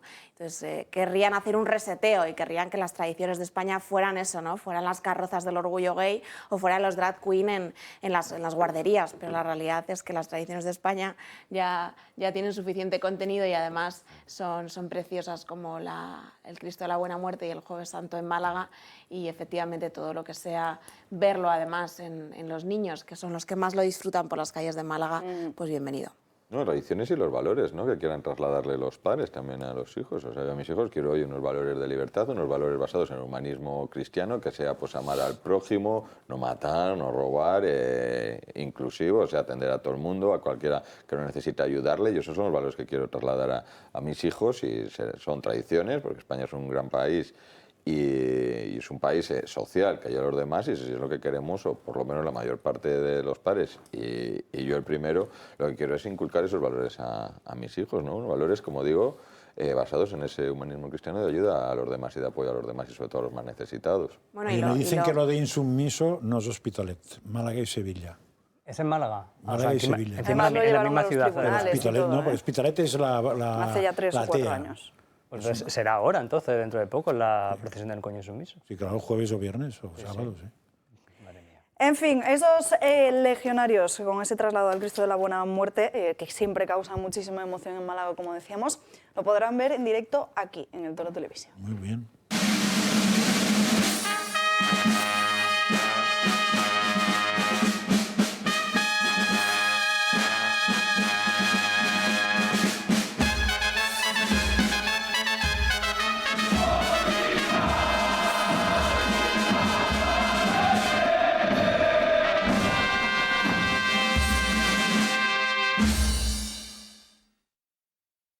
Pues ya lo saben, pueden disfrutar de la Semana Santa aquí en directo en el Toro Televisión. Nos tenemos que ir a la última pausa de publicidad del día de hoy, pero no se marchen, porque a la vuelta todavía tenemos que hablar de más asuntos. Tenemos pendiente mostrarles cómo son las leyes trans en toda España. No la ley que ha sacado Irene Montero, sino la de otras comunidades autónomas, de la que por el momento solo se libran Castilla y León, Ceuta y Melilla. También del problema de la ocupación y, por supuesto, en página internacional, muy pendientes de Donald Trump, que acude hoy a Nueva York. pendiente de esos cargos que se le imputan. También les mostraremos una portada que se va a publicar el jueves en Francia, en la revista Playboy, atención, de una secretaria de Estado de Macron, que está causando muchísimo enfado, y también en Finlandia, después de unas elecciones donde ha arrasado la derecha. Pausa para la publicidad y enseguida estamos de vuelta. 1:30, recta final ya del programa. Por fin ha costado, pero Vox ya tiene candidato para encabezar la lista al Parlamento de Navarra. Ella es Maite Nosti y tenemos conexión en directo con ella. Muy buenas tardes. Buenas tardes. Bueno, creo que, si no me equivoco, casi 40 años trabajados a sus espaldas y que ha sido médico en el sector público. ¿Cómo ve actualmente la cuestión de la sanidad y qué cosas deberían mejorarse en el sistema sanitario? Bueno, en el sector público tenemos un problema muy importante y es que hay una escasez de médicos, pero esto ya viene de largo y ahora se ha agravado todavía más. Lo que habría que hacer es dar atractivos a los médicos para que cuando acaben la carrera y su especialidad no se vayan al extranjero, sino que se queden aquí en España. Esto no se está consiguiendo de momento porque no se les da ni los recursos que necesitan para ejercer su profesión ni las remuneraciones que se deberían dar a los médicos. Y luego, por otro lado, en cada comunidad, como estos son 17 pequeñas dictaduras, digámoslo de esta manera, pues resulta que tienen sus propios incentivos para los médicos y sus propios contratos. Entonces, ¿qué ocurre? Que es una lucha entre comunidades. Aquí en Navarra en concreto se nos iban muchos médicos a las comunidades limítrofes, se iban a Aragón, se iban a La Rioja, a Vascongadas, y es porque las condiciones económicas y la carga de trabajo era menor en estas comunidades. Entonces, lo que hay que hacer es buscar una fórmula para que los médicos estén en sus puestos de trabajo contentos y no quieran escaparse de los mismos. También se ha comprometido en estos últimos días a llevar a cabo una bajada de impuestos para que de una vez por todas Navarra pueda recuperar esa competitividad fiscal, ¿no? Efectivamente, y esto también se puede enlazar con el hecho de tener mayores recursos para la sanidad. Lo que hay aquí en Navarra es una fiscalidad que es desde luego sangrante. Tenemos un IRPF para las rentas hasta 20.000 euros que es de 2.300 de esos 20.000 euros y es la más alta de toda España.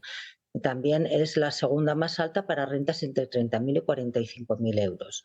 El impuesto de sociedades en Navarra es de un 28%, mientras que en Vascongadas es del 24%, con lo cual hay un escape a las Vascongadas de empresas.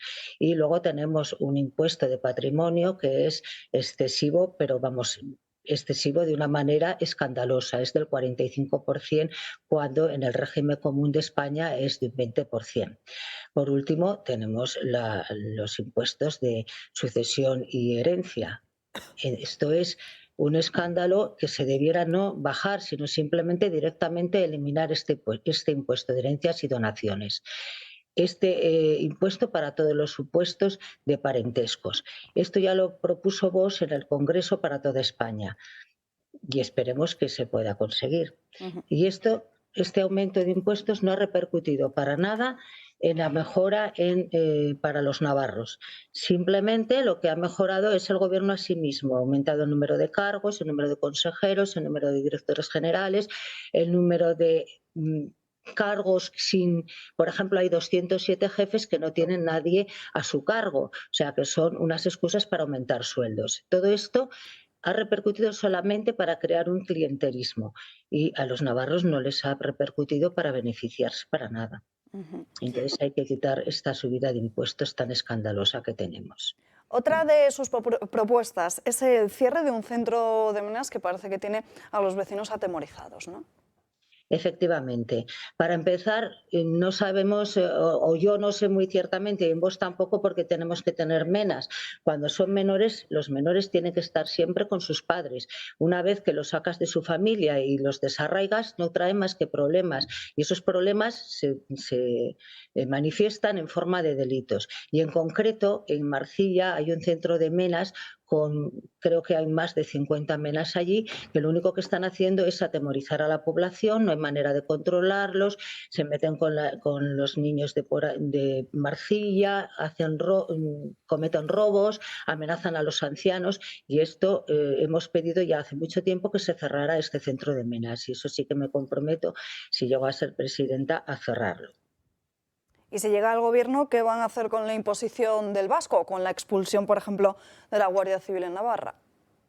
La Guardia Civil tiene que volver a Navarra, tiene que volver como estaba. Eso es algo que nosotros lo tenemos muy claro.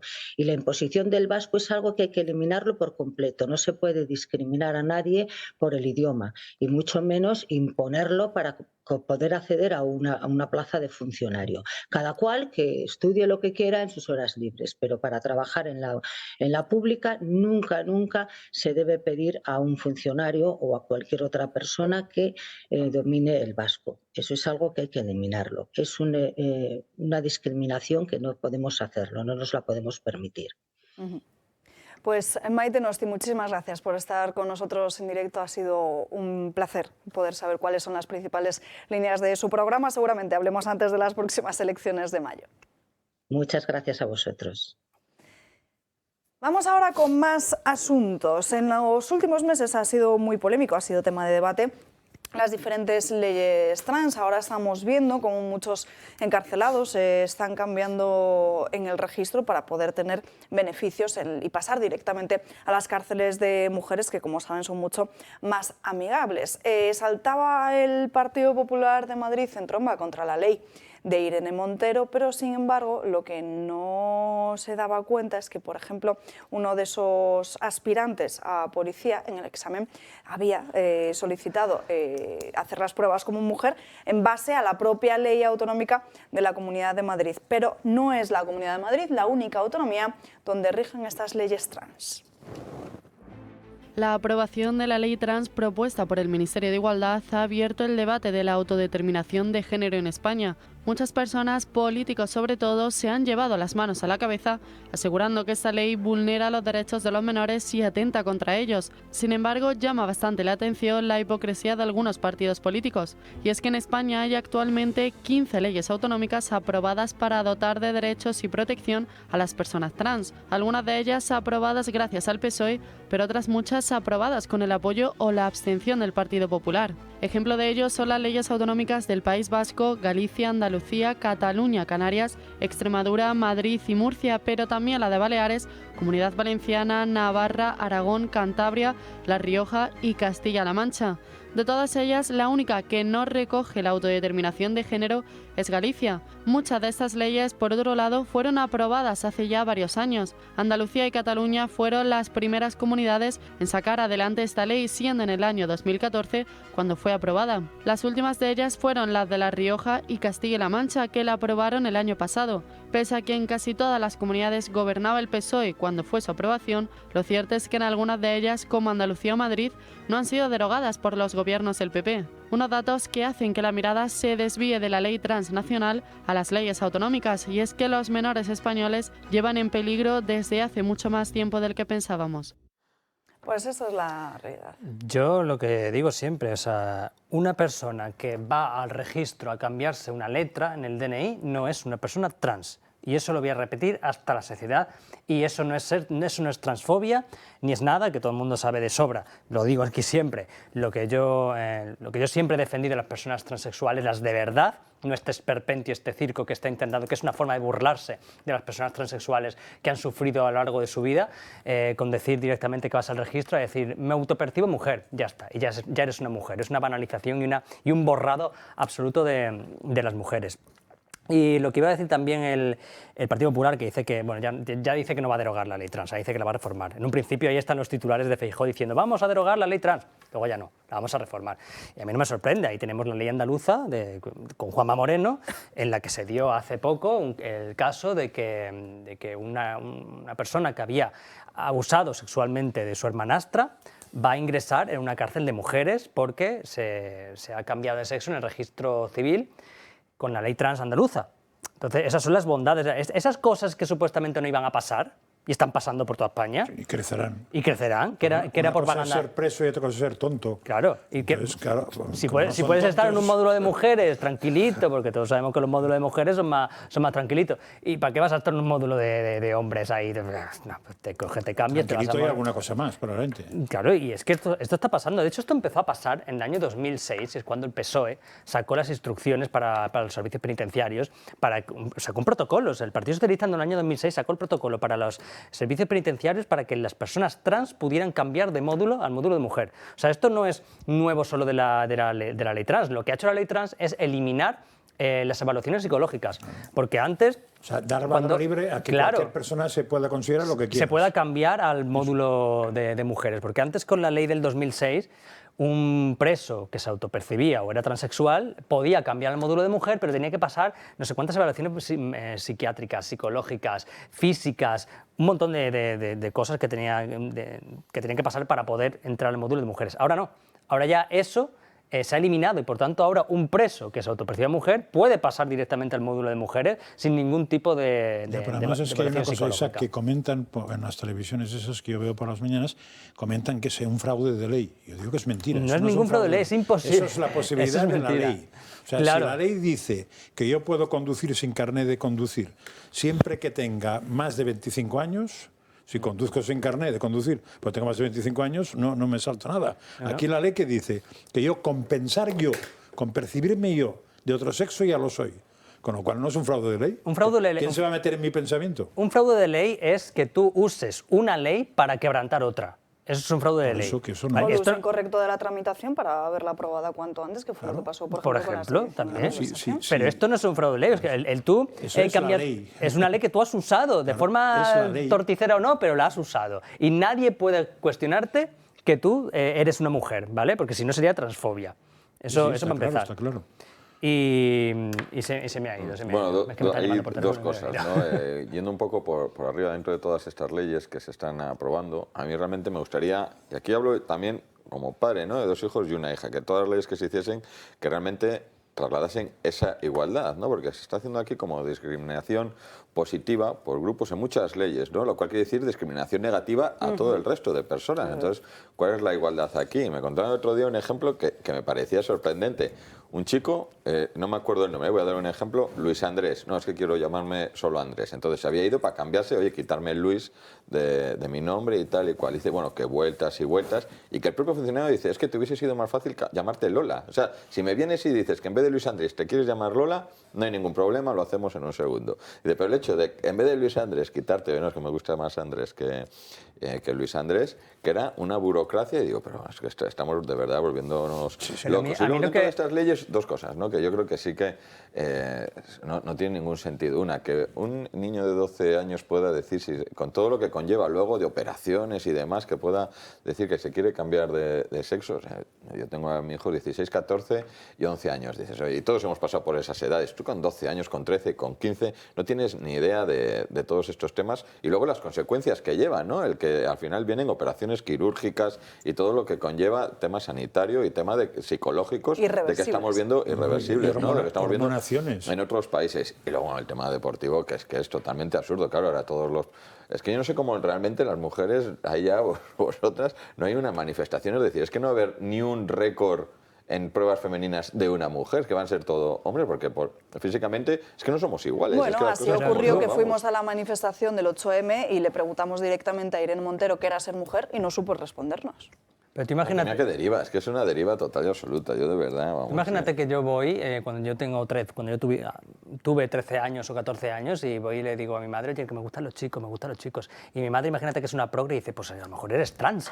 Claro, te gustan los chicos, puedes ser transexual, pues entonces vamos a llevarte directamente ya a cambiarte el registro, y luego, claro, resulta que no soy trans, que soy homosexual, simplemente, ya está. Pues eso está pasando en muchos niños que llegan a su casa, ay, me gustan los chicos, y eso, a lo mejor está en la pubertad, en esa edad, que todo el mundo ha pasado por ahí, y ya directamente un chico que le gusta a los chicos es un trans y ya o que empieza le el proceso. gusta vestir de un determinado O que le gusta de una determinada forma, que es que además son un poco transfobos esta gente, porque asocian los roles de género directamente con la transexualidad, que puede haber un niño que le guste ponerse una falda y ser heterosexual, y no pasa nada. O le gusta el color rosa. O que le gusta el color rosa. Yo, de hecho, conozco a drag queens que son heterosexuales, simplemente porque es su trabajo disfrazarse de drag queen y trabajar así. Pues esta gente, con esas edades, ya directamente pues ya los hormona, los lleva a procesos para iniciar un cambio de sexo. Es alucinante. Y otra cosa que me sorprende también de esta gente es las continuas contradicciones en las que caen. Porque estoy viendo a distintos influencers LGTBIQ Disney+,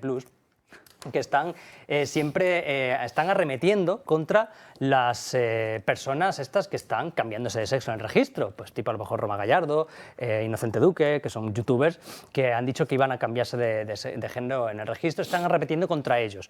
No, es que, ¿por qué? Es que es un hombre, Digo, antes, simplemente con decirlo, tú, me siento mujer, había que tratarte como mujer. Ahora solo les vale papel. Ahora ya solo le va el papel del registro. Antes, no, con solo el hecho de autopercibirse ya no valía papel. Había que tratarte como mujer y tú eras mujer con el simple hecho de autopercibirte. Ahora ya, el que no tenga el papel firmado por el registro mercantil, o sea, por el registro civil, perdón, no es mujer, ni es hombre, ni es un helicóptero Apache. Es increíble. Rocío. Bueno, la ley trans, efectivamente, la ley trans es una aberración.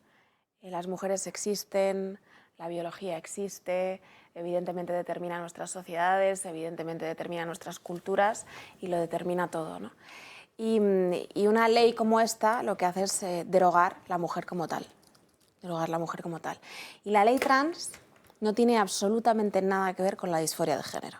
El otro día hicimos en el grupo parlamentario Vox unas jornadas sobre salud mental y psiquiatría en el Congreso de los Diputados. Vinieron 5 psiquiatras, además, con perfiles académicos extraordinarios, no necesariamente afiliados a nuestro partido. No, nos gusta aprender de otras personas que saben mucho de otras cosas. Y uno de ellos, no recuerdo si fue Celso Arango exactamente, decía que a lo largo de, bueno, no era Celso Arango porque por edad no me cuadra, ¿no? Que a lo largo de 40 años de ejercicio de la psiquiatría en su consulta, a lo largo de 40 años, había visto 3 casos reales de disforia de género.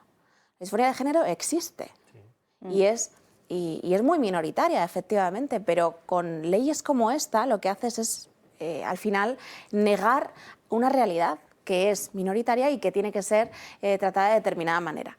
Y al final, con una ley como esta lo que haces es negar que existan estas realidades, fomentar otras que no existen y han existido nunca y, en definitiva, además, caos sociales y arquitectónicos legales para acabar en el borrado y la supresión de la biología. Es decir, que es una aberración, en definitiva, y es una aberración que además ha sido apoyada por el propio Partido Popular, porque las leyes autonómicas son de todos conocidas y además no queremos derogarlas, ¿no? Hacemos trampas como la de Isabel Díaz Ayuso del último pleno de decir, venga, voy a aceptar a derogar la ley trans cuando ya no puedo derogarla en esta legislatura, ¿no? Pero bueno, en definitiva, yo creo que lo más importante de todo, sobre todo, es todos los niños y adolescentes que van a sufrir muchísimo con lo que pretende esta ley trans y además pues las vinculaciones que hay, ¿no? El otro día me parece que era la vicepresidenta del Colegio de Médicos de Madrid, decía que al final la nueva transexualidad, porque no voy a hablar de la disforia de género, la nueva transexualidad estaba muy vinculada al autismo, ¿no? Al final es un patrón en el cual pues, un niño es el rarito en su clase y al final pues, efectivamente tiene un problema y como no podemos diagnosticar un psiquiatra libremente, porque ahora con la ley trans tenemos que respetar el autodiagnóstico del paciente, pues efectivamente había muchas cosas sin diagnosticar y entre otras las relacionadas con el autismo. Hay toda una ciencia en torno a una disforia de género y esta es una ley absolutamente anticientífica que además va a causar estragos y va a causar muchísimo sufrimiento en muchísimos jóvenes. Pero fíjate que acabas de decir otra salvajada, no tú, sino que has puesto de manifiesto otra salvajada, que es el autodiagnóstico. O sea, ¿en qué enfermedad se aplaude el autodiagnóstico? ¿En qué rareza se aplaude el autodiagnóstico? Porque ahora se llama autopercibimiento, porque no es una enfermedad. ¿En qué, lo que queráis, se aplaude el autodiagnóstico? Porque la palabra diagnóstico quiere decir diagnosticar, ¿no? Con lo cual, claro, suponer que el autodiagnóstico es que es cargarse la existencia de la ciencia médica, de la ciencia psicológica, de la ciencia psiquiátrica. La gran y eso yo lo digo siempre, aunque es un poco bestia, pero la gran ventaja de todo eso es que como va contra la biología, contra la natura, va a durar lo que dure. La gran desventaja es que va a destrozar a mucha gente por en medio. Y además, en este caso, los que va a destrozar vuelven a ser inocentes. Porque niño / niña de esas edades no puede ser culpable de casi nada. Pero es que muchísimos médicos están escandalizados con que vamos a dar una solución de mutilación de órganos sanos a niños, a adolescentes. Sí. Bueno, que la hormonación tampoco y es la natural. hormonación es mutilación bioquímica, y luego, que no sé qué es peor. Al margen del debate económico, porque al final hay sí. un debate que efectivamente la izquierda elude porque no le interesa, y es el debate económico en torno a lo que hay en torno a la ley trans. O sea, las hormonaciones tempranas, las mutilaciones, la progesterona, la testosterona, son fármacos muy caros. Claro. Que ahora van a tener que adquirir las sanidades públicas, es decir, son contratos multimillonarios con farmacéuticas y hay un debate económico en torno a la ley trans y unos intereses clarísimos eludidos de manera deliberada. Últimos minutos, última declaración de Isaac. Justo eso, Rocío, dije yo el otro día, lo de las farmacéuticas que están detrás de todos los fármacos de hormonación y son los que están promoviendo este tipo de leyes. Se me ha ido, tío. Ya volverá. Volverá. Tío. Mientras tanto, todo preparado en Nueva York por esa histórica declaración ante el juez de Donald Trump. Los medios de comunicación no podremos ver en directo la lectura de cargos al expresidente de Estados Unidos, pero se rumorea, como les hemos estado contando aquí, que se le imputan como unos 32. Trump ha llegado esta última noche a Nueva York, ha dormido en la Torre Trump y esta tarde, ya hora española, Trump llegará al juzgado, le tomarán las huellas y después se le leerán sus derechos. Como saben, la semana pasada se convierte Trump en el primer expresidente del país en afrontar cargos penales tras ser imputado en ese caso relacionado con el pago de un soborno a una actriz de porno con la que habría tenido un affair allá por el año 2006. No sé cómo pensáis que esto se puede beneficiar o no a Donald Trump. Lo que sí es cierto que muchos de sus fieles seguidores han decidido contribuir a su campaña y ha conseguido recaudar 5 millones de euros en menos de una semana. Sí, de todos modos, yo en alguna televisión ya he oído un pasito más, que no es por pagarle a esta señora, sino por usar dinero de las elecciones para pagar a esta señora. Con lo cual ya han hecho un paso más algunos periodistas que son más que jueces.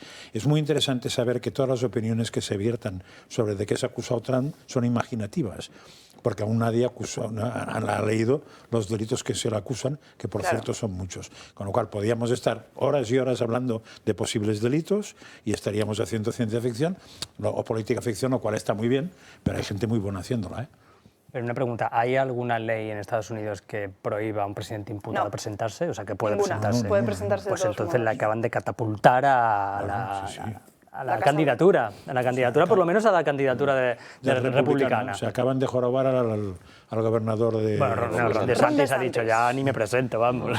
De hecho salió Ron DeSantis apoyando. Esto es lo peor de todo de este tema para mí. Sí, o sea, vamos, no sé lo que pasará al final de las elecciones, porque yo el sistema electoral de Estados Unidos no me fío de una mierda, yo lo tengo que decir claramente. Ya que en YouTube me censuran al decirlo, pues aquí lo puedo decir.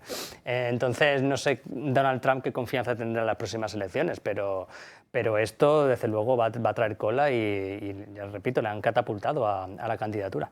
Y en Francia, la portada que está causando muchísimo revuelo en las redes sociales, que va a salir publicada este mismo jueves, la protagoniza la secretaria de Estado francesa de Economía Social y Solidaria de Emmanuel Macron, que como ven va a aparecer en la revista Playboy en el número del mes de abril. Fue ministra, además, delegada de Ciudadanía entre 2020 y 2022 y es la primera político en el país que protagoniza. También me ha hecho gracia que el comentario de los periodistas era que que en Francia se está, o el entorno gubernamental dice que es poco prudente salir ahora con la cantidad de problemas que hay en las calles, pero ya no es político, con el tema de la jubilación y tal, como si la moral dependiera de las calles, ¿no? Entonces yo creo que es mal momento salir en esta portada según cómo te consideres de mujer. Si consideras que lo que vale como mujer es tu sexo, o tu estética... Es una revista erótica, esa mujer ya no es cargo público ni es secretaria de Estado. Sigue siendo todavía. Es secretaria de Estado, sí. Entonces ya ahí cambia la cosa. Sí, sí. Es que tú imagínate si vemos a Irene Montero así o a Yolanda Pero que Díaz. estará bien o estará mal, no porque en las calles haya problemas con las jubilaciones, sino porque esté bien o mal salir ahí, que ella sabrá, es su problema. Sí, sí, es verdad. Está siendo, estando en el cargo, evidentemente, y aunque no saliera en esa pose, simplemente en salir en una revista de entretenimiento Supongo que dentro masculino. Las fotos, ¿no? Sí, no lo sé, todavía no se ha desplegable famoso. No se ha publicado, se publica este jueves. Y un último asunto, nos vamos hasta Finlandia, que es tema de actualidad por ese ingreso en la OTAN. Rusia ya está diciendo que va a tomar medidas y este fin de semana en el país hubo elecciones donde ganó la derecha. La derecha se impone con contundencia en las elecciones generales finlandesas. El conservador partido de la Coalición Nacional y el aún más orillado a la derecha partido de los finlandeses han desbancado a una Sanna Marin acorralada por la inflación y el gasto público. La economía ha sido el talón de Aquiles de la líder de los socialdemócratas. El encarecimiento del coste de la vida, unido a la subida de 10 puntos del PIB en la deuda pública, han terminado por decantar la balanza a favor de la derecha. Lo cierto es que los resultados han sido ajustadísimos. El conservador Petteri Orpo ha sumado el 20,8% de los votos, a menos de un punto por delante del partido de los finlandeses, que ha logrado el 20%, y del partido de la primera ministra, que se ha hecho con un 19,9% de los apoyos. La formación de Riikka Purra ha sido la gran protagonista de la jornada al lograr el mejor resultado de su historia. El partido finlandés, que representa a la nueva derecha europea, ha alcanzado altas cuotas de popularidad por su denuncia del crimen organizado extranjero, cada día más presente en las ciudades finlandesas. Entre sus propuestas destaca también el desmantelamiento del plan para descarbonizar Finlandia en 2029, que ha supuesto otro coste para el país en los últimos años. Sanna Marin pasará a la historia por ser la mujer más joven en convertirse en primera ministra. Su juventud, no obstante, le jugó malas pasadas, como la filtración de un vídeo de fiesta con varios amigos que le obligó a someterse a un test de drogas.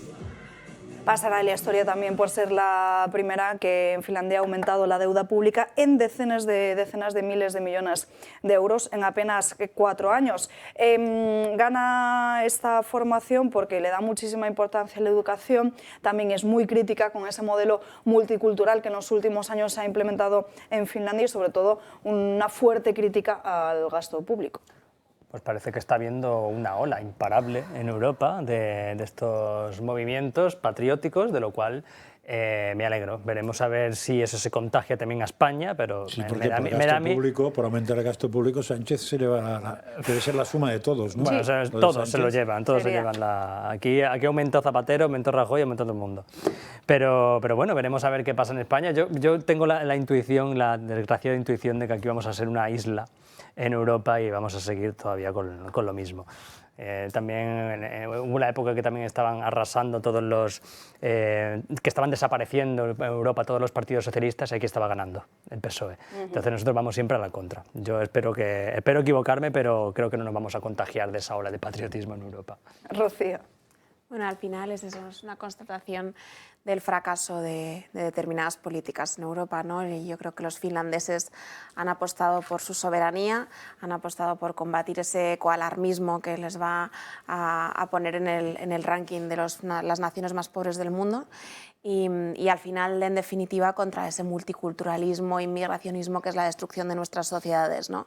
Y que no es racismo ni xenofobia decir que no queremos que nuestros países sean Pakistán o sean Senegal, ¿no? Es sencillamente sentido común y querer afirmar nuestra soberanía frente a instituciones como la que se cocina en Bruselas, que al final es nuestra propia destrucción. Y hasta aquí hemos llegado por hoy. Muchísimas gracias a todos por acompañarnos a lo largo de esta mañana en Dando Caña. Nos despedimos. Como saben, les veo mañana aquí a las 12 en punto en Dando Caña. Que tengan un feliz martes.